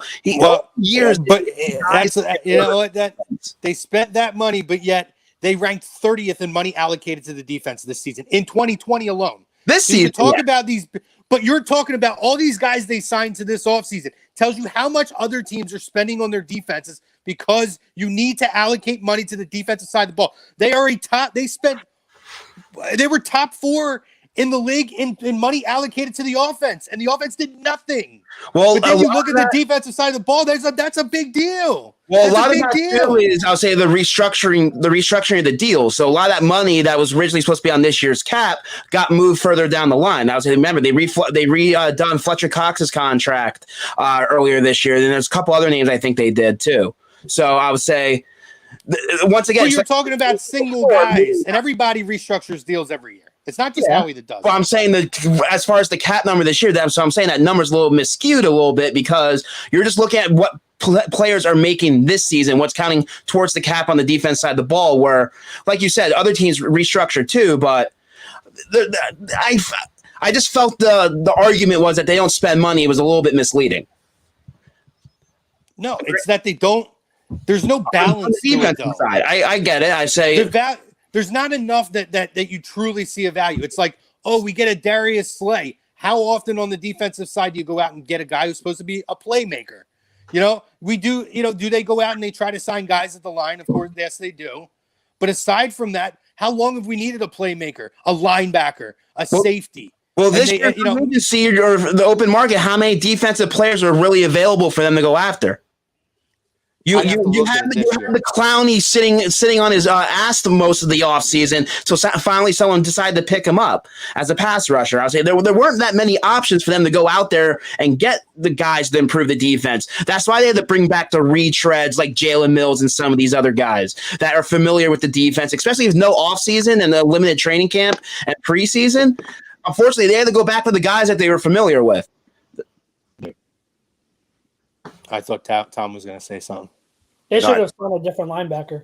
They should have signed the linebackers. I know that. They brought the linebacker. It's fun. We had good linebackers. He had a good defense. So, we can take that. Yeah, that's not hard to figure out, especially for his team. Because that's when he didn't have to rely on Nate Gary to be the starter. So when you don't have Nate Gary as your starter. I will say I was pleasantly surprised by Singleton this year. Yes. I mean, I'm not saying he's starting. He's not your starter going full. Yeah, but you want to talk about a guy who, if you could get a legitimate starter there and make him that second rotational guy, I think that's he showed a little bit to me this year. He was a liability in coverage, though. I would say he was targeted, I think, like 50-something times, gave up 40 catches for like 77% completion rating with a couple of touchdowns. But to say, Jeff, that point, maybe that got Pete. But to that point, Jeff, the thing is, and this is not killing you at all, but linebackers are generally a liability in coverage. It's just ours are worse than the average. Oh, exactly. So they're so hard to fucking find. Oh, no doubt. But I'll say his numbers are a little bit more higher than the average linebacker, like you said. Yeah. But maybe that's how pathetic we are. That we're grasping at straws. Like, yeah, Alex Singleton was really the bright spot for me on the defensive side of the ball. That's how bad it got. And I'm not even kidding. Yeah. He might be the one guy I looked at. I was like, oh, I noticed his progress throughout the year. Oh yeah, but he's surprised. He did surprise. He's an adequate, he's someone you can bring back for next year, and use him as a rotational guy. So does anybody want to pull up the list of the slated games? Why don't we just give? We could do I have it right here. Go through the playoffs. All right, we go through the playoffs, and we'll do awards next week. We're running low on time. Why don't we just go through the games? Everybody give who they think's going to win each game. So Saturday we have Colts Bills 1:00. Some fans in attendance. It's Philip Rivers in the playoffs. So I'm going Bills. Yeah. Roll job, Buffalo. This one might get ugly. I'm not a believer. And here's the difference. I'm not a believer in Philip Rivers at this age in January. That's what it is. Double dipping with the Sixers here. Sorry, guys. No, I am. I'm looking at your reaction because I'm thinking behind you a little bit. I don't know how that went in either. Like, I have no idea. Know how it did either. You talking about that shot by Joe? Yeah. That was wild. I know people are panicking and get right back to it, but this isn't a night I panic about the Sixers. They're 7-1. They'll be 7-2 if they lose. It's a back-to-back. Back-to-back. You can see their legs. I don't know. Yeah. Maybe these guys played a lot of minutes last night in a game that they should have been able to get out in the fourth, and they weren't, and they logged a lot of extra minutes that they probably didn't want to. And you're seeing it. And we have no bench right now either. Yeah. With no Seth now, but they have no. I mean, they're missing their best three guys. So. Their benches, they're started 5 tonight. Yeah, and they're still out playing. But they're legs are fresh. From what I have seen, I like what I've seen from Maxey tonight. Even. Oh yeah. So he continues. Jesus, Joel almost tipped that in. I thought he did too, Crum. I almost lost it here. I almost turned into pictures of a feather. Of course, Timothy Luwawu Cabarro is every time I turn around, he's involved in a play too. The fucking call. Sorry, I don't know how Ben doesn't get that call. I need a better setup. I need a TV in here. That's what you got to do, Jeff. You do that, then you can get in on the live reaction shows. We do a lot of those. Okay. This Once. one's rough, but you're not missing anything. No. But yeah, I think that game gets real ugly. Do you? I think the Bills. No, the Bills. The Colts were one of those teams I somewhat had like a little bit like one of those sleeper teams. I'll say they have a similar style of team that the Tennessee Titans last year ago when they went on their little run. They had a tremendous running game, especially with Jonathan Taylor. They have a decent defense. And remember, this is a Bills team that collapsed last season in the playoffs to the Houston Texans. So Josh Allen, the team has that in the back of their minds. Yeah, but this is I hear what you're saying. I like the Different Colts. teams. Stephon Diggs is tremendous. Two things. I like the Colts, but like I said, Phil Rivers I don't trust. The only chance they have, to me, They were a playoff team, though, if Jonathan Taylor can pull off a Derrick Henry, because now he's starting to get into a groove with that offense. If he can pull off a Derrick Henry, then they have a shot. That's what I'm saying. Last year, the Bills, Josh Allen of last year is a tenth of what Josh Allen is this year. Josh Allen right now is a different quarterback than he ever was, and he's playing on a super high level, and it's a lot of fun to watch. That's why I have too much confidence in the Bills as a whole. But I hear what you're saying. The Colts have to rely on their defense, which has been good. Yeah. And they have to rely on Jonathan Taylor if they're going to. Yeah, but they're not shutting down Stephon Diggs. I agree. But I'm saying it's one of those things. Don't count them out completely. Yeah. So, I can see them making a game out of this. Yeah. I think it'll be a good game. I think the Bills will take it ultimately, but the Colts are just going to give it to them. Frank Reich can game playing his ass off. Yeah, but I think the team with a better talent on both sides of the ball, because the offense for Buffalo has been putting up so many points. It looks so fluid. Forget about their fucking defense. That's really that's really where you're at. So second game, we got the midday game. Bears at Saints. Saints. I just can't see. I think the Bears will be competitive. I just can't see the Saints losing in the first round again. Especially since didn't Kamara practice, or he was planning on practicing this week. So practice. Thomas is practicing. Yeah, Kamara's too much. Mitchie Poo. Tom, you got that look on your face like you don't know, Tom. What's the line of that game? See now. Hold on. Let me see. I don't know. But I'm going to go with the Saints. I don't have access to a mobile device right now. I don't want to go with the Saints, but it's the Saints. It has to be Saints 6? Has to be. -6, -5? I'm saying between 4 and 6. 10. Wow. Really? Yeah. 10 I don't think they'll win by 10. I have -9.5. That's high. Close enough. Saints are going to. It's going to be pretty ugly, I think. Yeah. That game, I think, is going to be ugly. I can see the Bears covering. I like the Bears neck. I think the Bears upset them. Wow. I hope you're right. I'd love to see. I would love to see that. Yeah, listen. If that happens, you know that I will go on the Mitchie Poo. I will beat the drum for Mitchie Poo all off season. That's not all off season. And none of you are going to say a fucking word about it. I will. Retirement. I will beat that drum all off season. They have a defense that can pull it off. So it'll be a low scoring game. And they got a future Hall of Fame quarterback in Mitchie Poo. Wow. All right, nightcap bucket, Tampa Bay, Washington. I mean, is this? So for personally, just the story with Juan Rivera, and honestly, this might be Alex Smith's last game. I would love it just because it would be so poetic and almost movie-like if he could just get one playoff win. I don't think and eliminate against Tom. Brady. Eliminate Tom. I actually would love to see that. It would be. I would absolutely love it. I don't. History's on their side. History's on their side. The last 3 teams to make the playoffs with a blowout record, at least one playoff game. I know it's a meaningless stat, but it's happened. I hope that it does. I hope Washington wins, but I think Tampa Bay wins. Yeah, Tampa Bay's pretty convincingly. Too much firepower. I got Tampa. You know what though? If they got a chance, if that defensive line shows up, they got a chance. I want to say they got a chance. I don't know how smart it was. Young to call out the GOAT though. So yeah, and the offense is starting to kick in, starting to get AB involved. You know what I mean? Like it's when you look at it, you got AB, Chris Godwin, Mike Evans, and then let's not forget. Okay, you gonna stop them? Gronk can step into his youth for a couple games, and then you really have a fucking issue. And let's not forget Ronald Jones and Leonard Fournette too. I mean, they're not bad running the ball. Yeah. I mean, it's just, and you got the surgeon out there just cutting shit up and dissecting shit. So, we got 3 minutes left or less. So why real don't quick, I think run through these games. Sunday's games are better than Saturday's games. I would say Ravens Titans may be the game of the weekend. Ooh, That's going to be tough. It's a tough pick for me, but I'm going to go with Tennessee here.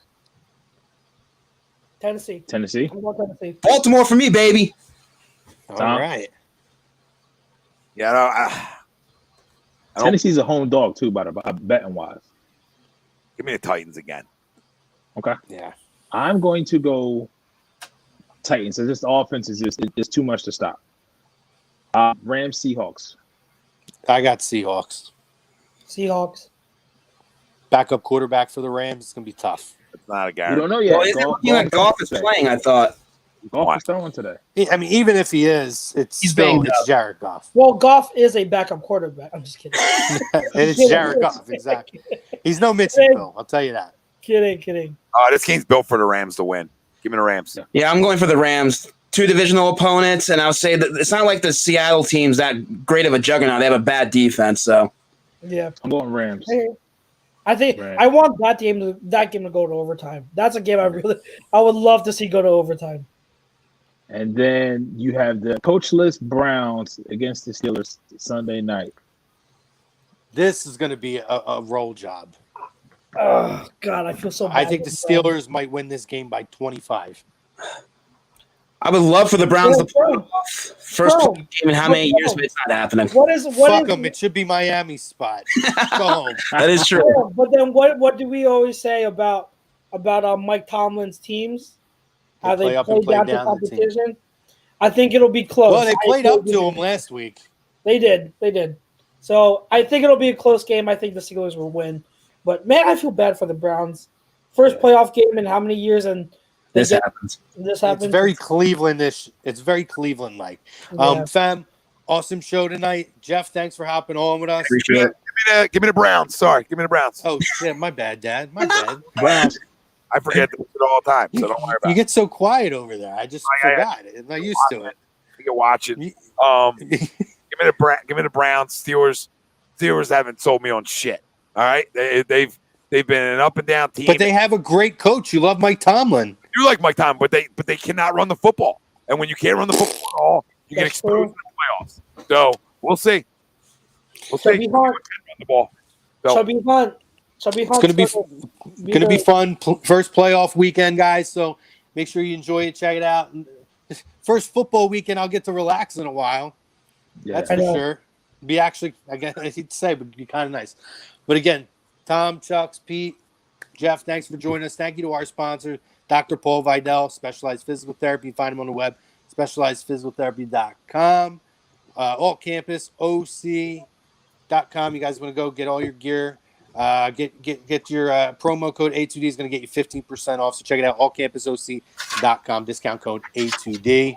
And obviously Ambuck Services. Philly Drinkers, go get your A2D merch, guys. All your A2D merch, phillydrinkers.com /pages /A2D-radio. Chuck's has on the Birds and Feathers shirt. Tom's usually he's got some gear on there, right, Tom? nah, Wes, it's from Nike. Oh, okay. He's got some Nike stuff on. But yeah, go check them out, I guess, too, while you're at it. Fuck Sure. We're gonna Fuck them. Gear coming. Like gear's coming. So don't worry. That's right. That's all it was, the precursor, guys. Just let you know. But hey, stay tuned with A2D. We got to hop off. We have the hockey happy hour coming at you in 1 minute. So for all